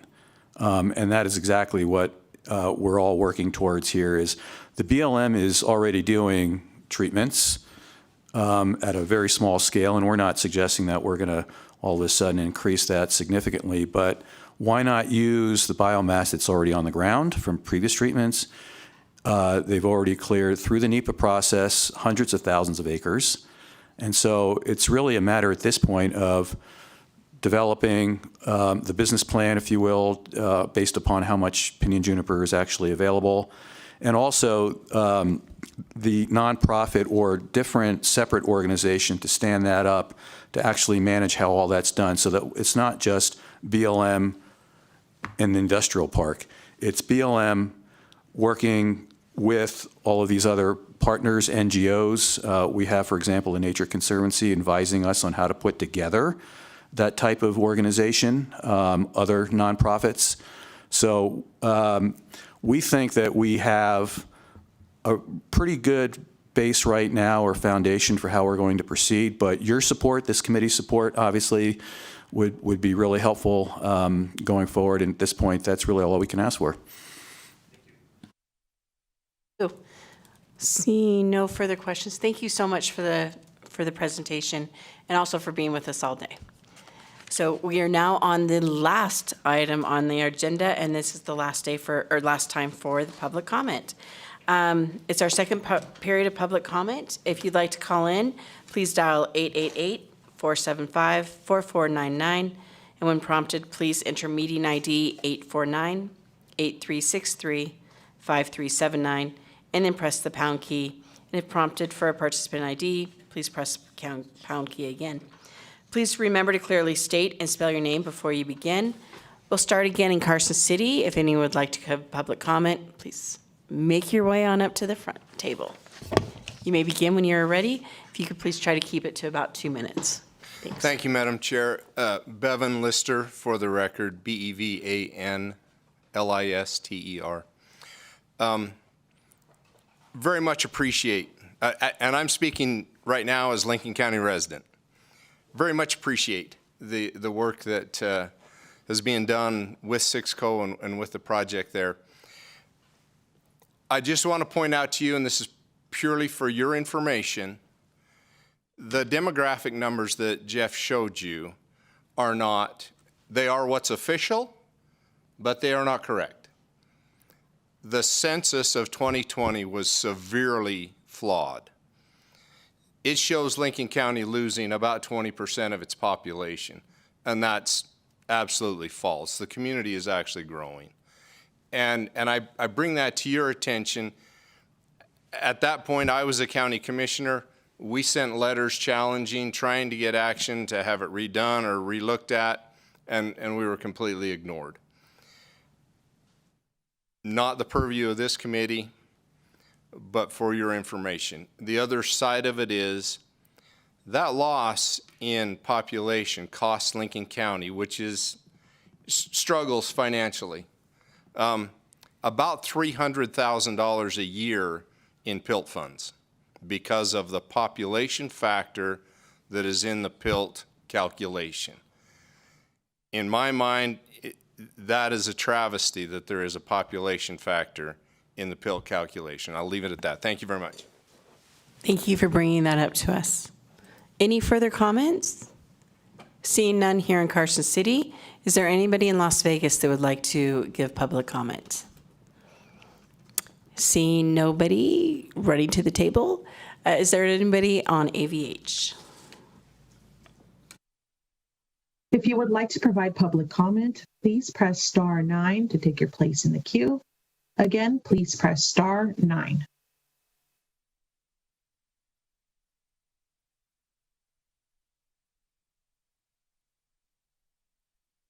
Chair, we have no callers wishing to provide public comment at this time. Thank you so much. So that concludes our meeting for today. I want to, before actually concluding it, thank our entire Legislative Council Bureau staff, whether it is our incredible committee analysts or our secretaries, our ledge police, our custodial staff. Everyone has been incredibly helpful for us today. And AVH, there's no way we could do this without you. This concludes our meeting. Our next meeting will be held on Wednesday, March 25th. It will be a lengthy meeting. We will break for that one for lunch, just so you know. And we will be combining our meeting with the Joint Interim Committee on Growth and Infrastructure. So you want to plan to be in our meeting until 3:30 or 4. Hopefully not quite that late, but it will be about the data centers. And so there will be some more information sent to the committee to read beforehand. All right, thank you so much. And with that, the meeting is adjourned. Thank you, Chair. I did not know that. You didn't know that? No, I didn't know that. No one told me.